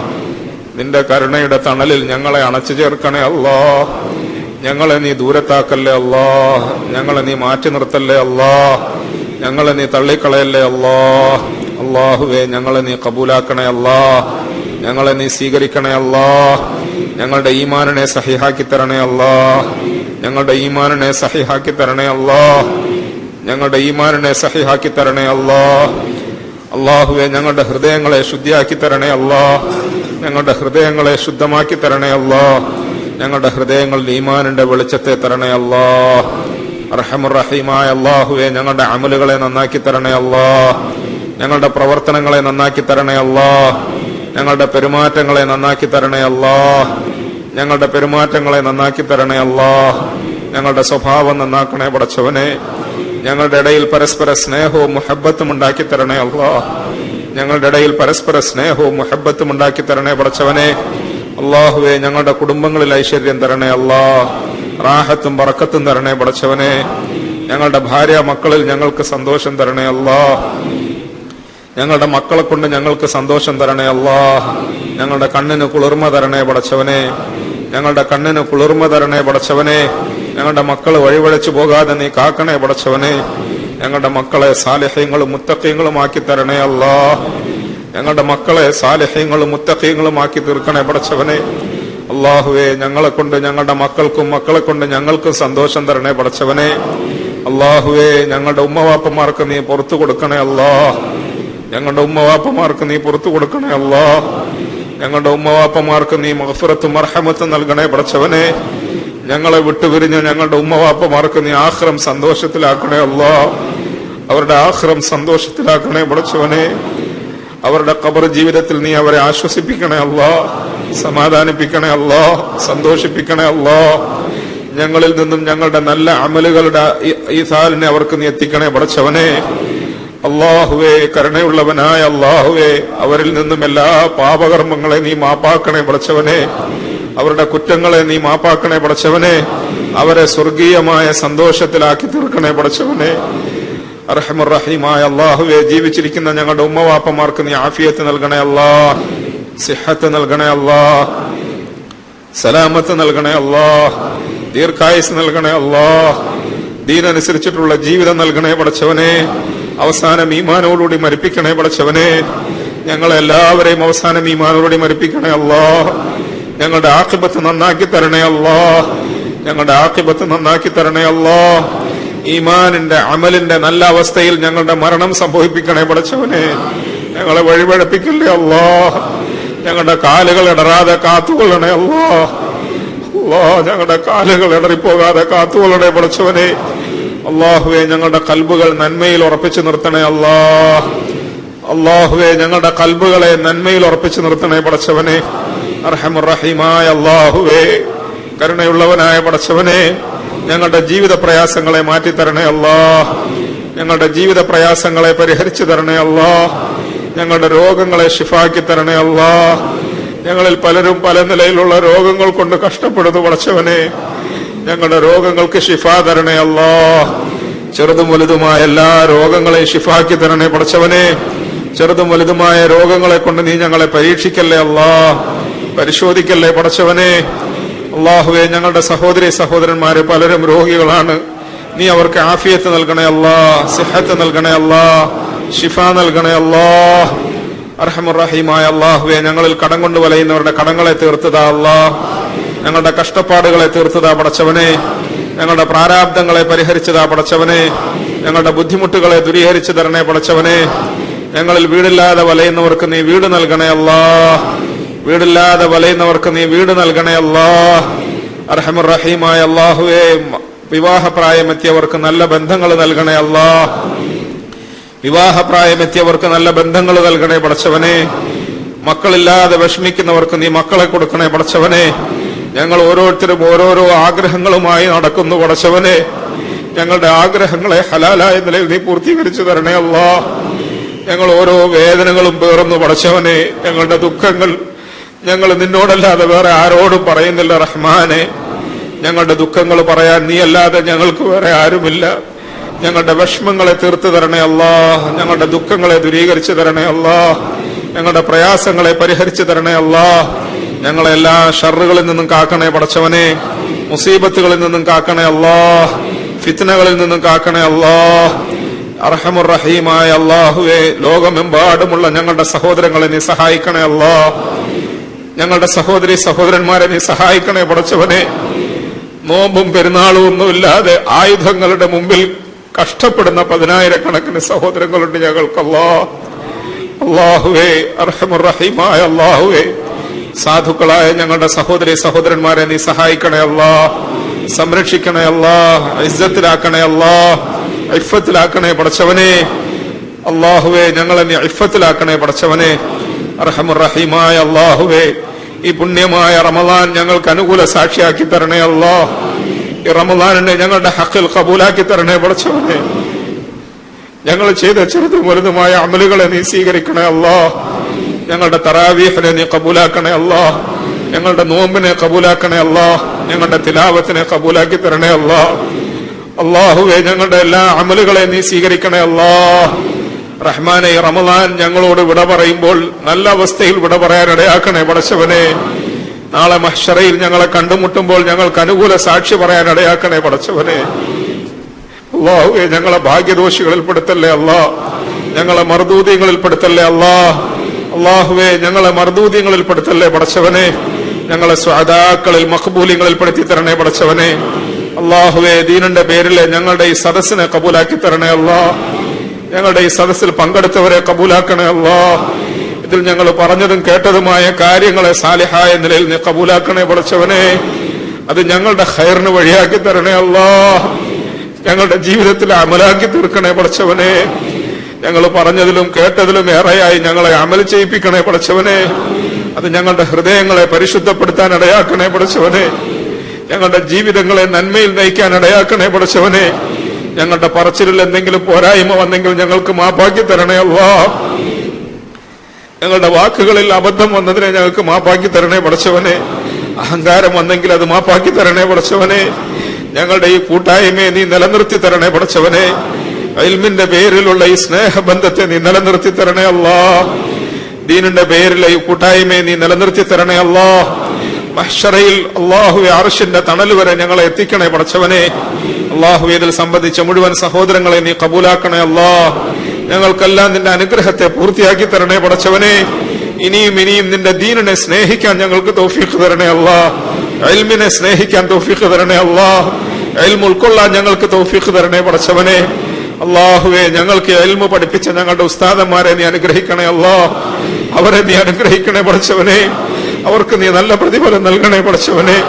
അവരോട് അനുസരണയുള്ള നല്ല ശിഷ്യങ്ങളായി ഞങ്ങളെ കബൂലാക്കണേ പടച്ചവനെ.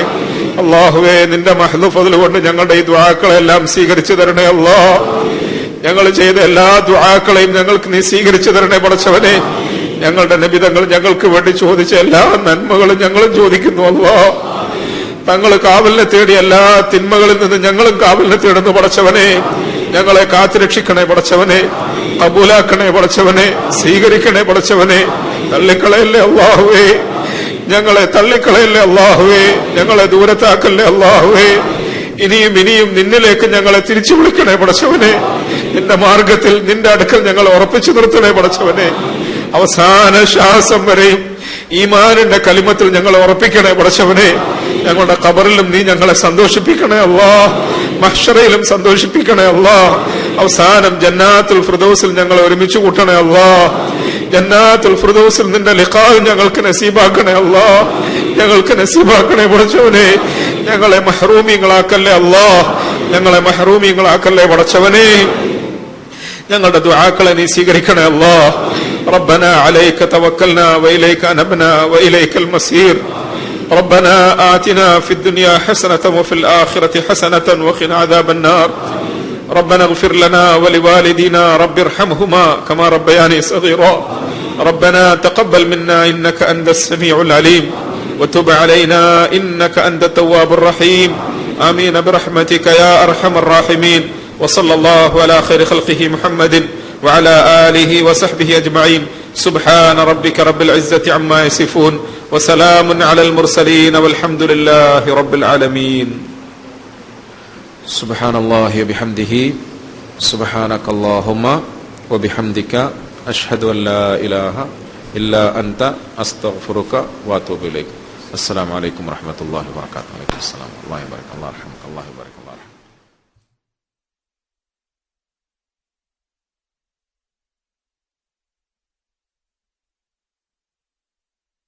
ورحمة الله وبركاته. عليكم السلام. الله يبارك. الله يرحمك. الله يبارك. الله يرحمك.